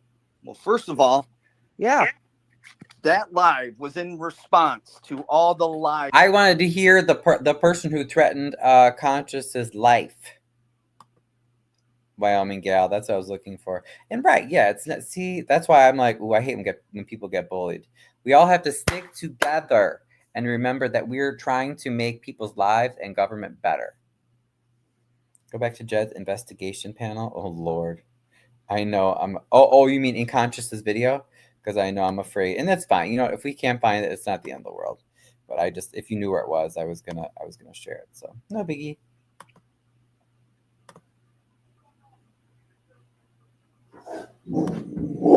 Yeah, I know what you're talking about. When she was sharing Jed's panel, it was like right here. I wonder what this live stream could possibly. You want to make jokes at? Oh, okay. How you doing? Chat. Passes. Okay. Yeah. Oh, look. You want to push people. Yeah. On live. So I saw some of this, but I didn't hear what they said. Yeah. Okay. Here you go. This is going on. Yeah, there's some laughing, but no. I wanted to hear the actual threats. This is get cunt only. Real value and low. Yeah. So anyway, not finding it, but not the end of the world. That's fine. Oh, you said I'm close? Closer to beginning. It's very dark. Yes, keep going. They speak. So you're saying I am getting close? Okay. I won't give up then. Let's see. I'll keep looking.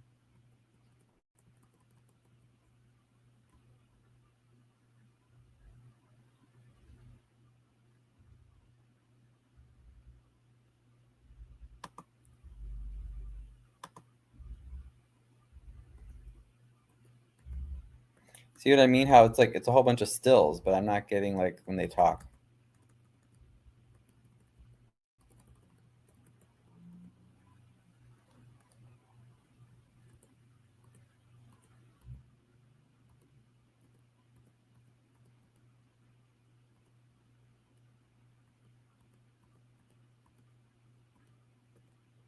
Here's maybe Investigation, everything. I'm not the best investigator in the world. You most certainly aren't. A threat? But I could show up and whoop someone's ass. Oh, Is that a that's threat? it. So the threat came at about 1 hour, 21 minutes. I'll put that in the chat too, because I don't want to have to search for that again. So, okay. Well, do you think that was a physical threat towards Conscious? Let me know. What do you think? So I'll say the potential threat to Conscious. Oops.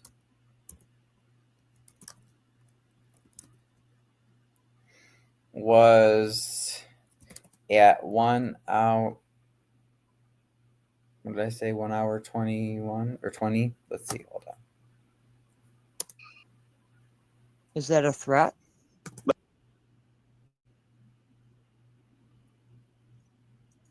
But I could show up and whoop someone's ass. Okay. 120. was at 1 hour and 20 minutes. There we go.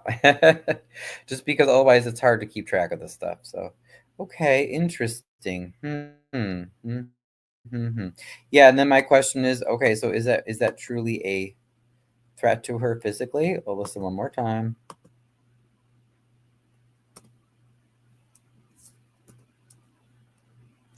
World. You must Investigation, everything. I'm not, but I could show up and whoop someone's ass. There it is. Is that a threat? Is that a threat? You moronic idiot. This entire live stream is about me.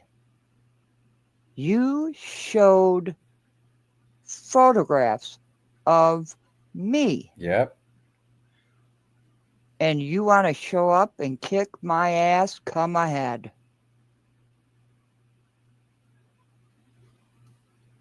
You want to talk about bullying? What is that?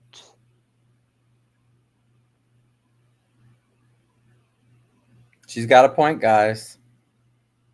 I mean, it's definitely bullying. I don't know if it was If you think just for conscious, but there is 1 ounce in me that is afraid of you, your mama. And then he comes on the show later. So, okay. Yeah. You think, it sounded like a threat to me. This makes me anxious. Yeah, exactly. Yep. So it's not good. It's not good. To change things on a positive note, let's watch a little bit. This is what we need to get away from. Let us go to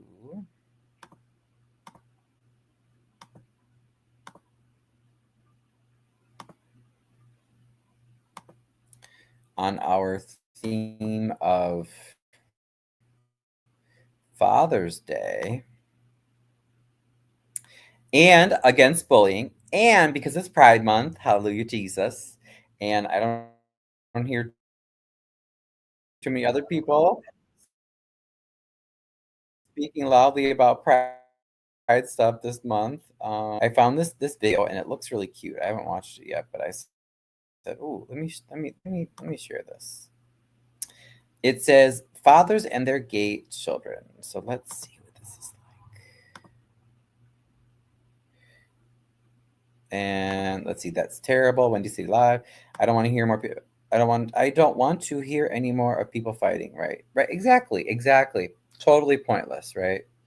So anyway, okay. Let's change to something positive. What do we want to see? Hold on. Oh, okay. Someone just let me know that gentleman, the guy in the Conscious's video that was labeled your mama. Sorry, he was labeled your mama in Jed's video, I guess, or whoever's video that was. He was in Dalton when Jed was arrested.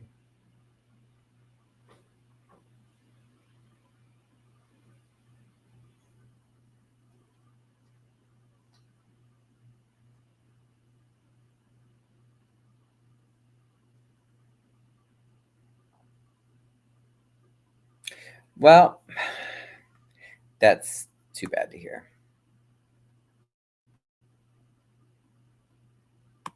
Thanks, Wendy City. Oh, darn it. Unmute it. Try this again. You think? What did you think?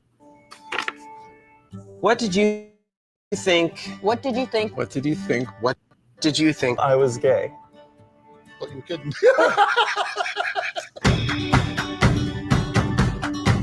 I didn't think anything because I knew it, and I just needed you to tell me it. I felt relieved. I wasn't like Aww. dumbfounded, shocked, and surprised. Right. Did you have any fears after I told you I was gay? Yes. Well, not fears of of your just fears for you about people accepting you outside of your house. I think society has progressed an awful lot, but naturally, I wish I had a father like that. Of discrimination. Were you scared to tell me you were gay? I was petrified. I had known I was going to be in the city for 2 nights, and I had plans if you guys didn't want me to stay in the house with you anymore. I can't believe you felt that way. When did you first know I was gay, if ever? No. Remember, my favorite Power Ranger was the pink one. When did you first know I was gay? You were like 4 years old with a sheet wrapped around you singing Ella Fitzgerald. I mean, there was times in life that I thought you were, especially when you would walk around the house. Sorry. Hold on 1 second. What did you guys saying? It's Portuguese Heritage Month. Oh, are you Portuguese, Wyoming gal? Do you think they are?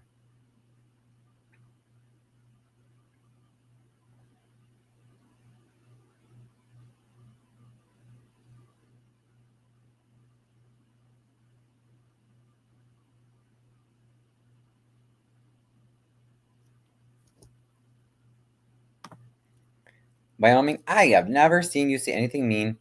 I think you try and see things from others, then comment you're a kind person. Oh, that's nice. I love the love in the show. Oh, you are Portuguese. Oh, you know, it'd be even perfect is if you were Portuguese and LGBT. No, I'm just kidding. It's okay. We love you no matter what, Wyoming gal. My dad was Portuguese. Oh, that's cool. That's awesome. Singing show tunes. I had conversations with people who were involved in the gay and bisexual community really early on when you were little. What? and at that moment, I said to myself, "Oh shit, he's gay," and said, "Oh, you know what? That kid's gay? That kid's gay." Wow. Was I one of the first or the last people you told, and why? I guess you were kind of both, because I kind of came out all at once. If you could set me up with one celebrity, who would it be and why? Whoa! What about like Brad Pitt from Thelma and Louise? Oh, I don't like Brad Pitt. That's why I'm gay and you're not. You are such a unique, great guy. You are gonna find the right person for yourself when you're not looking. And I don't give a shit about whether it's a celebrity or whether it's a, some guy who sweeps the streets. So I really can't find a good answer to that question. Do you have any advice out there for dads who think their son might be gay? Yes. Oh, this is a Open good up, one. Ask them, talk to them, be honest, and let them know that you support them and love them no matter who they are. It has nothing to do with them being gay. Pay attention to your kids. You want the best for your child. You want to encourage them to be who they are. So if that's who they are, that's who they are. I mean, it's kind of simple. Oh, happy Father's Day, Dad. Thanks, sweetie. That's so Happy sweet. Father's Day, Dad. Thank you. Thank you. Happy Father's Day, Dad. I love you. What did you get me?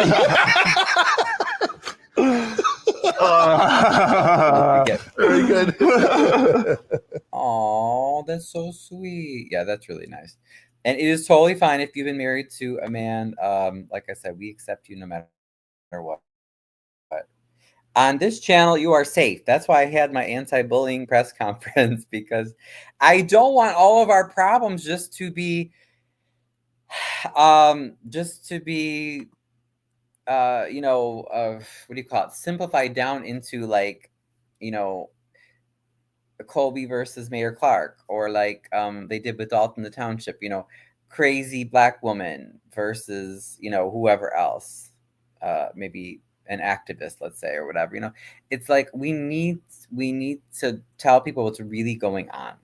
And this is so much deeper than just one or two splashy moments. It's a lot deeper than that. And there are real people being affected by all this. So, but yeah, I wanted to. So, I hope you guys enjoyed that. Let's see. We'll say gay children. Let's see if we have any more of those videos. I love that. Can I watch the replay? Sure.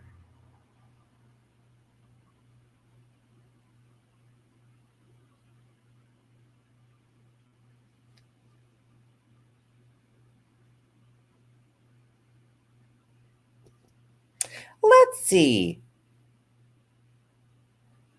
That's cute. 2 kids talk about what it's like having a gay dad. Oh, that is actually cool.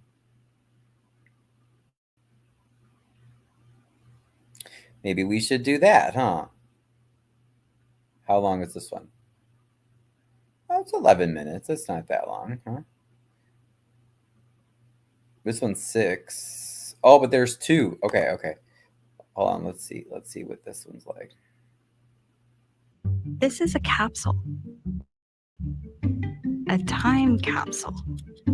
With the power. It's nice to know that like I can be a dad, that like I'm not just like gay and it's like me and my husband and then that's it.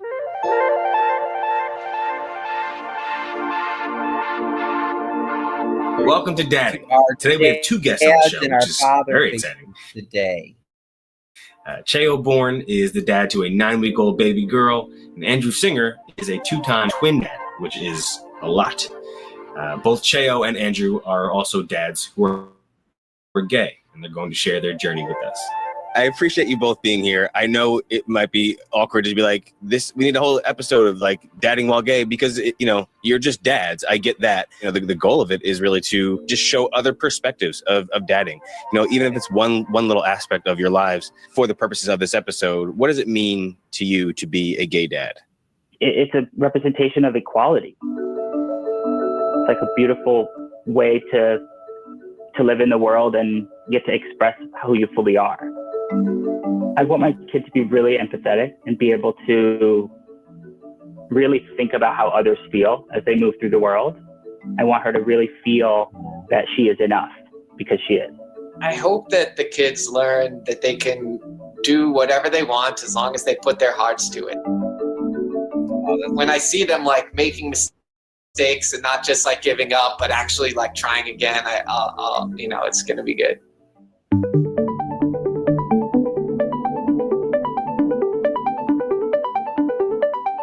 It's really expensive, by the way, to use surrogates. I've heard it. We'll start with birth orders.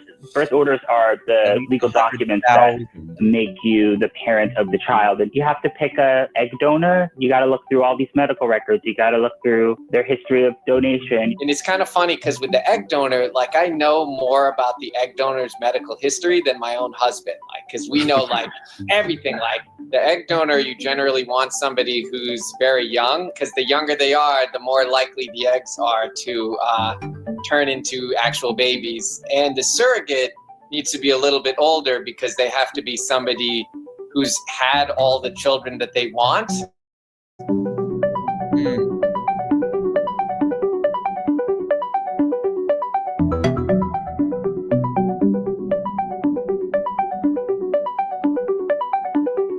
Like they'll be like, who is your surrogate mom? And it's like, the term is just surrogate.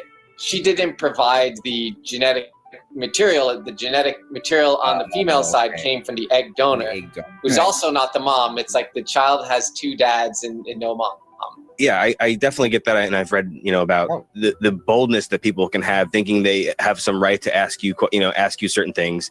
So I'm like trying to ask you questions in this interview, but also like, is that respectful? As long as you don't say like, how much did it all cost? Like people sometimes ask that, and that's like, that's like not really, What has been? I think that's a good thing to ask or to try to find out. I've been told, but this was a few years ago. I knew of a gay couple that did that, and it's about $100,000 per child. What I want you guys to understand, especially on Father's Day, is that I just think of all the drunk hookups that random straight people have, and they get kids out of it. So just imagine that being gay or a member of the LGBT community, despite all the other difficulties that we go through, if you wanted to have a child that has your own DNA, if you don't know of like a friend who's just going to do that or help you with that, who's a lady, we have to pay a minimum, let's say, of $100,000. And you saw how it's complicated. You got to get lawyers, and there's several people involved just to have one child. So I hope that puts things in perspective for people who say, this seems complicated, right? For people who are like, why do we have to have What do we have to have a Pride Month? Why can't we have a heterosexual Pride Month or something? You know, why is there a gay Pride Month? Because you can just have one drunken sexual encounter and you could have a child or twins even, right? And you didn't pay anything. So a gay couple, not only do they have to fight all the stereotypes and all the abuse that society throws their way, but they have to pay, let's say, $100,000 for one child that has only part of their genes, and that doesn't include any of the cost of raising the kid. That's just to get the child, to get the baby. Been the biggest challenge about being a dad who's gay? There are benefits to having two dads, and also there are benefits to mothers. I have a girl, so my child just simply has a different body than I have and will always. So I am aware of that, and it's in the back of my mind. I'm like, enlisting all of the important females in my life for when the time comes to talk about really specifically female things. Like, I will do my reading. I will do my best. But it's important for her to have parenting in general is challenging. The gay part, like friends, mom, or like friends who like both brought kids with us to hang out. I guess that could happen. I have male friends and I'll go on a play date, but I don't know. I don't usually like kiss them and hug them and like all the time. What's been the best thing about being a gay dad? Being a gay person does not take you out of the running for building a family and having that type of love in your life. It's nice to know that like I can be a dad. I'm not just like gay and it's like me and my husband and then that's it. What advice would you give to a gay man out there that's thinking about becoming a father or is about to become a father? If you're sure, start now. Just start right now. Reach out to agencies, have some meetings, really get the info so that you aren't wondering, because it can be very confusing. The resources, they aren't sort of handed to you. You have to look for them a little bit. Be patient. There could be various surprises or bumps in the road or delays. Dig into the resources like thegreatgaydadcast.com, menhavingbabies.org. It's a website. It links all kinds of things from surrogacy agencies to IVF clinics. And there are resources out there to help. I think the biggest one is called GPATH, which is a Gay Parenting Assistance Program, which is the program that you apply for. There are different stages, and depending on which stage you're in, you get certain amounts of financial help with the process. Surrogacy, if you're going to go the surrogacy route, it is an expensive process. Yeah, no, thank you. Surrogacy kind of has a start and a finish, and then it's like done. And then the kid thing is like for life. Make sure you let them know as much as possible that you love them, and the more love you give them, the better they'll grow up and blossom and love everybody they know. A lot of love. I love that. That's cute. That is very cute. So remember, however you are a dad today and in general in life, we celebrate you. We thank you. Excuse me. And yeah. Also, what was I gonna say? You could be a father figure, right? You don't have to be a biological father, like my students that I used to have, or a lot of father figures out there. So thank you for everything that you do.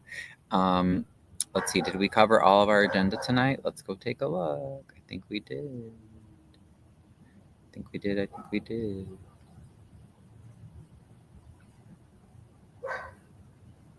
It's really nice out here right now. It's beautiful.